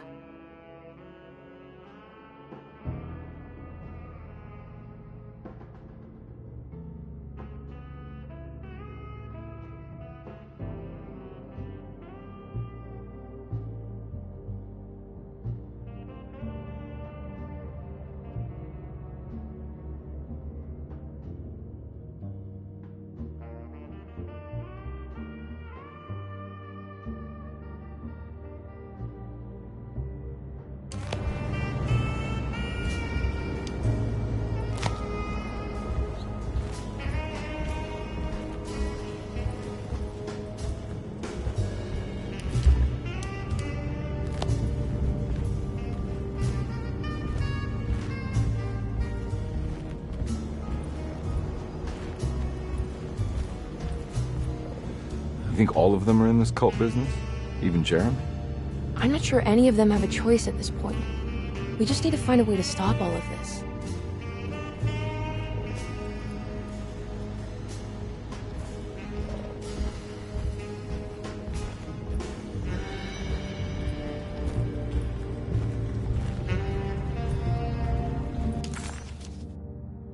Detective Carnby felt removed from himself, like driving drunk. He carefully tried to navigate his environment. What the hell was going on? Was he finally losing his mind? At least Emily was here to call the police if he went off the deep end.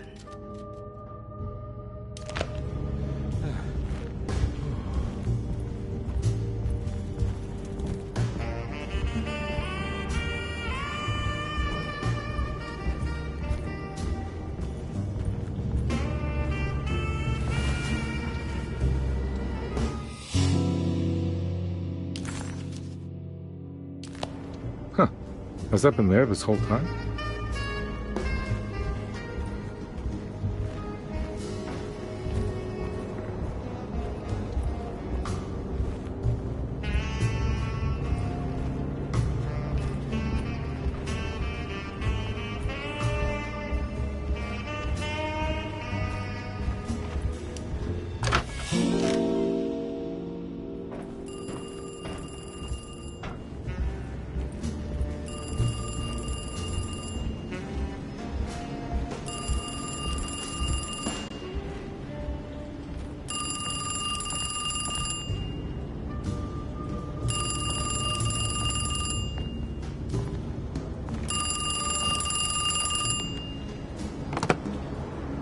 Hello?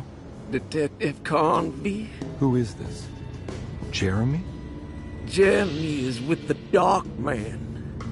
You can't save him. Well, I've done everything he wanted so far, and there's just one more thing on the list. I expect him to keep his promise and return Jeremy unharmed. Get out, Detective, while you still can.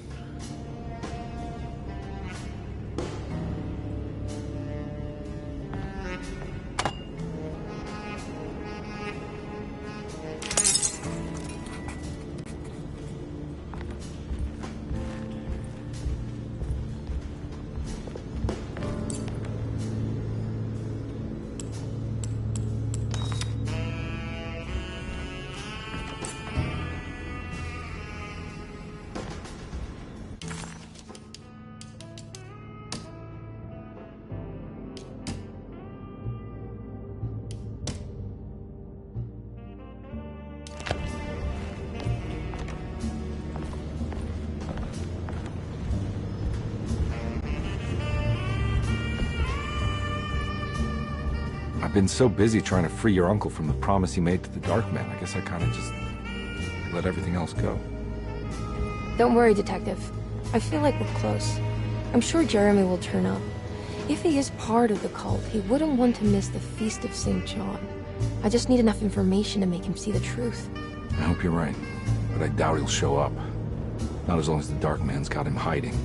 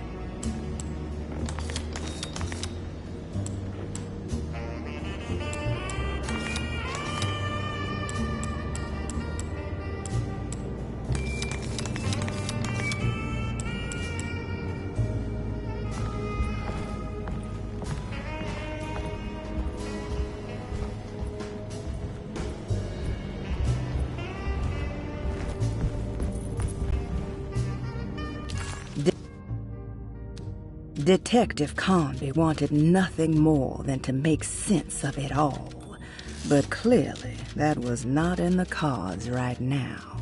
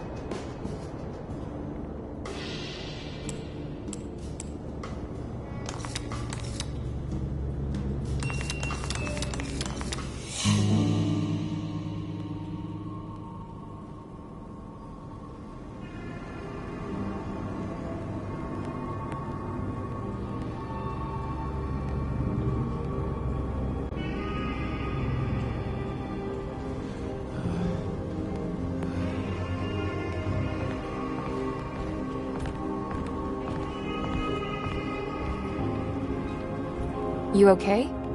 You look a little frazzled. Just stupid telephone. I know. I tried calling the police earlier. The telephone is completely dead. It's not... Yeah, no, the telephone isn't working.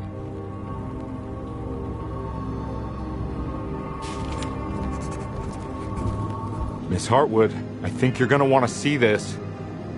Is there something in the closet? Yeah, there is. You don't see the very obvious gate leading to whatever Jeremy's madness is serving up next? I don't understand. Are you making some kind of fashion metaphor? I'm sorry, I don't have time for this. Can you just tell me what you're doing? You don't see this! It's fine. It's fine. Catch you later. Are you going inside the closet? Yeah. You got a problem with that? No. Do what you think is right, Detective. Sorry, I didn't mean to. Goodbye, Miss Hartwood.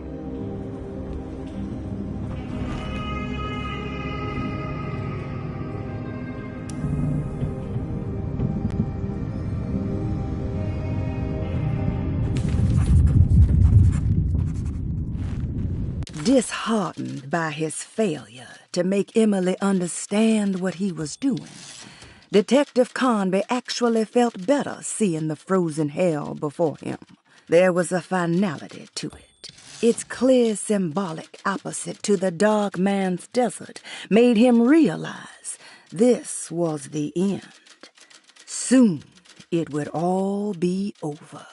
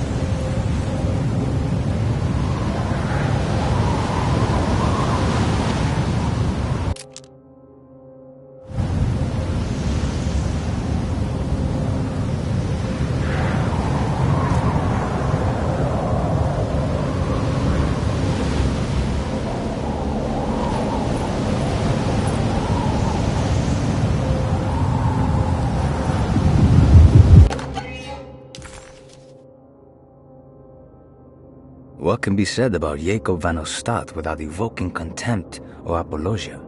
The first piece of information is the obvious. He is not the explorer Jeremy idolized in his youth, but the figment of his imagination. If you want biographical facts, I am not the one to answer such questions. In the case of Jeremy, he is a guardian of imagination, or rather a persona appointed the role of containing a self-sabotaging mania. However useful Jacob once was, his loyalty to Jeremy has slowly been replaced by fanaticism. Like a firekeeper who has for decades been burnt by his own sacred flames, now does what he imagines the fire wants. Jeremy has lost all control over Jacob and suffers greatly because of him, but is admittedly also still invigorated by his labor.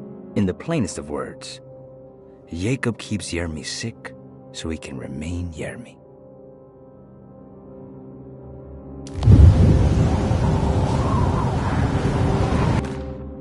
We found the ancient stellarium perched on a cliff facing the Arctic Ocean after a day of sailing due north of the Eskimo encampment.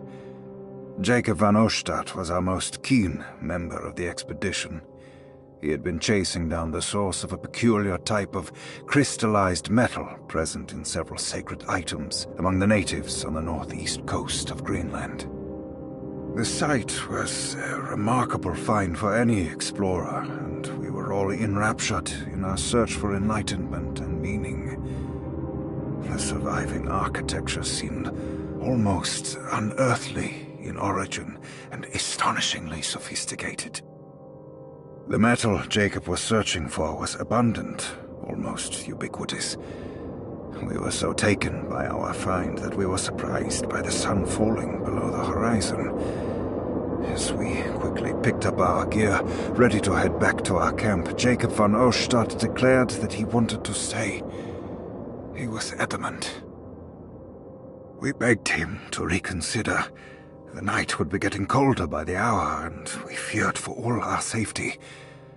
Jacob refused, threatening us with violence if we wouldn't leave him alone.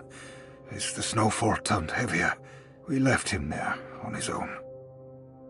The next day the weather became worse, and we had to spend hours enforcing our shelter as our tents became increasingly useless. The group had written off Jacob, thinking he must be dead. I had an urge to make one final attempt to save him, so I headed out as darkness fell with a handful of flares and headed toward the coast and up the climb towards the Stellarium.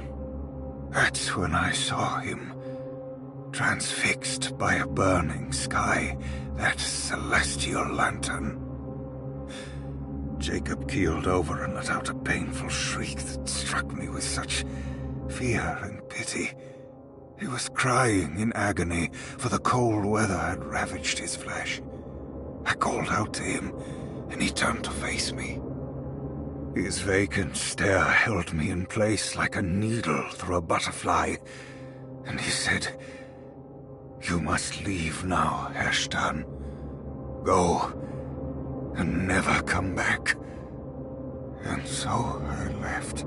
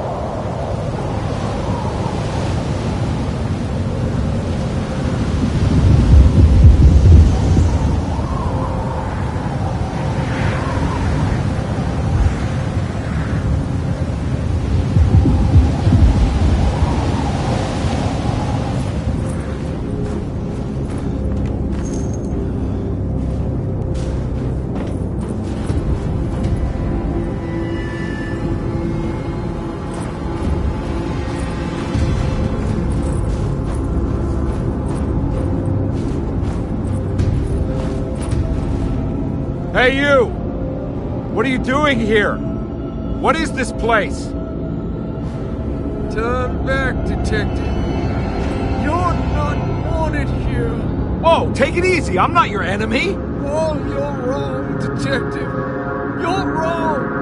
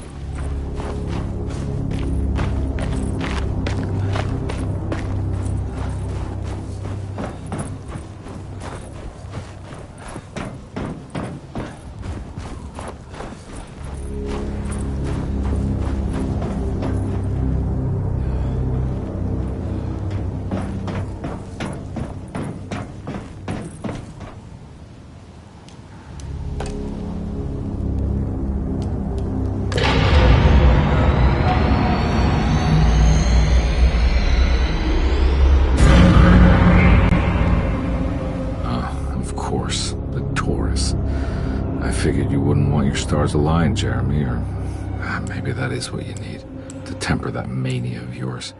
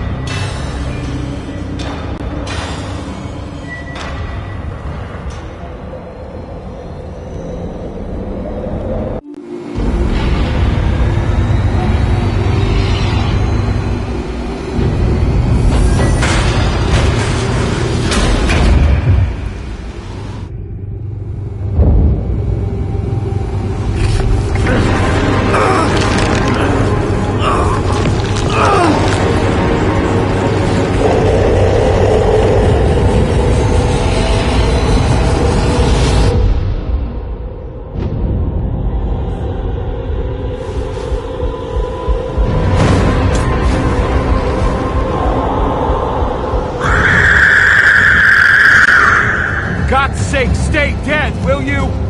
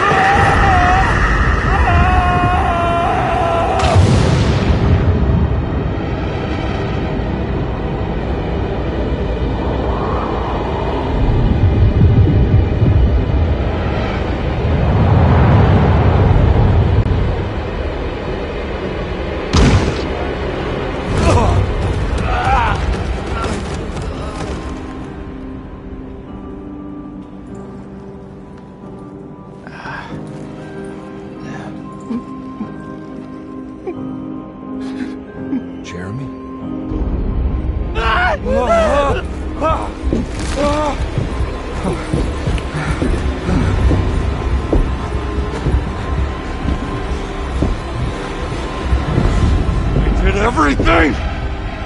Aren't you happy? Stupid charlatan. What more do you want from me?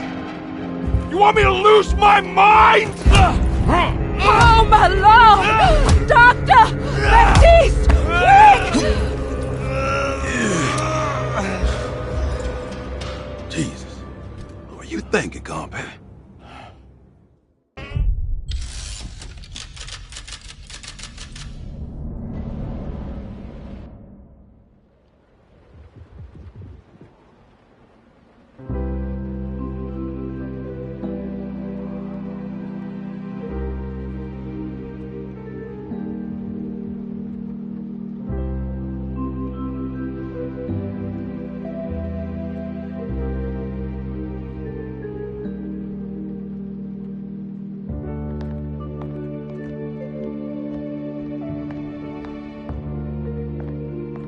You awake? You are awake. Mr. Carnby's up. Hey, buddy. I thought you'd be knocked out for the rest of the night. Come on out and join us, will you? I'll save you some gumbo. Good to have you back. You gave us all a good scare. What happened? You had a psychological breakdown. Sorry for manhandling you, but you were being violent, you see. You stabbed Jeremy and then punched Dr. Gray. Are they okay? Jeremy's a little strange, but everything's back to normal. Really? All thanks to you, Campaña. You want to try standing up?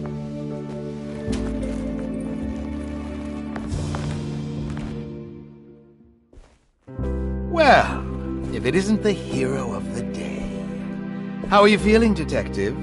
Never better. How about you two? Hey, Jeremy, I didn't do too much damage, did I? Things are fine. Very quiet. What's up with him? Painkillers? No. You see, despite you having the finesse of a one-eyed butcher, you managed to lobotomize dear Jeremy. I did what? It's actually quite impressive. It's not like I hadn't considered it myself. I just wish Jeremy could have been helped without reducing his personality to that of an oyster. But he's gonna live. Of course. As long as someone keeps feeding him, he'll outlive the best of us.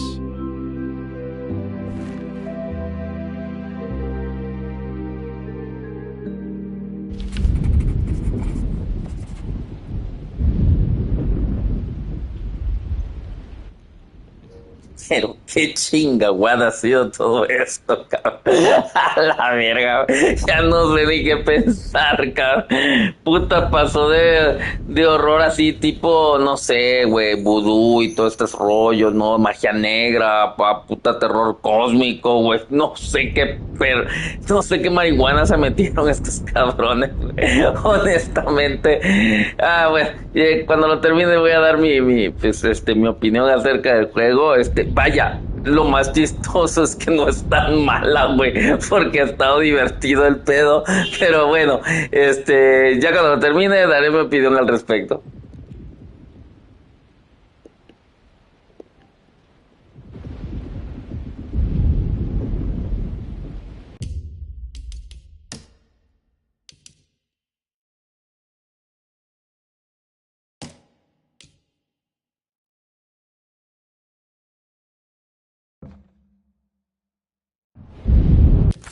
Everything was back to normal.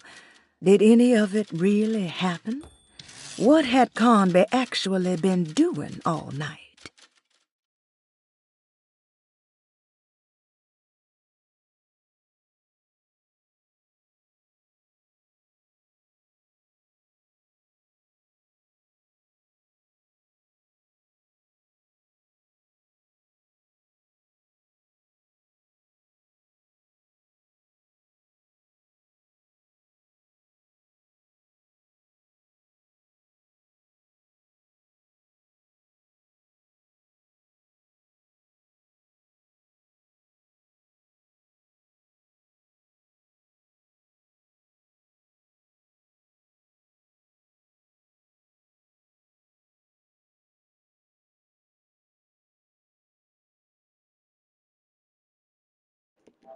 Creo que aquí le vamos a dejar por el momento. Voy a hacer algunas cosillas y si puedo regreso más al rato. Si no, ya el día de mañana pues le metemos otra vez a ver pues, creo yo que ya no debe estar muy lejos el final. Entonces, pues bueno, como les digo, pues la verdad es que sí está un poquito loco el juego. O sea, no recuerdo, por ejemplo, el que yo jugué de Alone in the Dark era más parecido a Resident Evil en muchas cosas, ¿no? El de PlayStation 1 de New Nightmare, se llama Alone in the Dark de New Nightmare, y les digo, Edward Carnby, puedes utilizar a Edward o puedes utilizar a otro personaje, a dos personajes, también mujer, no es Emily Harwood, es otro personaje, y está ambientado, digamos que en la modernidad, no está ambientado en estos años 20, 30, ¿no? Entonces, y sigue una historia muy a la Resident Evil, ¿no? Pero creo que, ya no sé si está alucinando el güey, abrió un portal cósmico, está involucrado magia negra, como les digo, ¿no? Porque hablan del Black Sheep y una mamada así, ¿no? Black Coat, no sé, la cabra negra, no sé qué pedo, güey. O sea, y hay cuestiones obviamente propias de la región de Nueva Orleans, esta santería y todo este rollo. Entonces, pero combina muchas cosas, inclusive nos fuimos hasta, pues, quiero pensar que era Egipto, ¿no? Entonces, no sé qué pensar, como que quisieron meter muchas cosas al mismo tiempo de muchos videojuegos de survival o de muchas historias de horror, ¿no? Por ejemplo, me viene a la mente Eternal Darkness de la GameCube, ¿no? Que es un gran juego, pero ese sí lo hace muy bien. Está todo despelotado, güey. Ya ven que fuimos también digamos, al Bayou, ¿no? De los pantanos de Nueva Orleans, en ese barco. Son muy breves, pero la verdad es que eso es lo chistoso. El juego ha estado entretenido, o al menos a mí me ha parecido entretenido, pese a todas sus cosas que están súper voladas, súper hasta cierto punto mediocres, ¿no? El apartado técnico, pues también tiene muchos problemas ahí que se le ven, entonces creo que el juego no es nada del otro mundo, pero aún así pues si conectas con él tiene una magia, y a pesar de que la historia está súper fumada, güey, pues me ha parecido unas sesiones divertidas, ¿no? Ya eso es a lo que voy. Esto es muy subjetivo y a mí el juego me ha divertido pese a sus pendejadas. Entonces, eso también es un punto a considerar. Otra cosa que me gustó mucho fue ahorita ¿cómo se llama?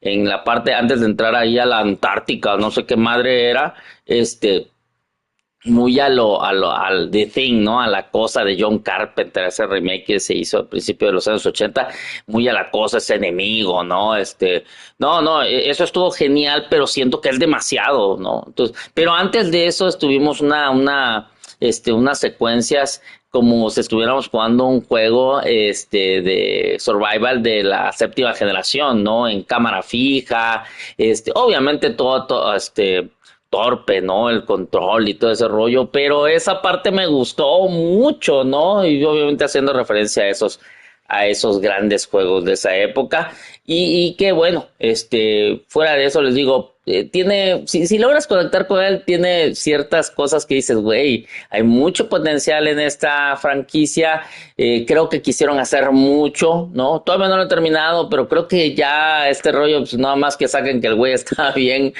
dopado, güey, porque, fuera de otra cosa, pues la verdad, ¿cómo lo justificas, no? Pero les digo, lo más importante es la diversión que me ha proporcionado. Digo, se hizo más o menos o sea, salió más o menos a la par con Silent Hill 2 Remake.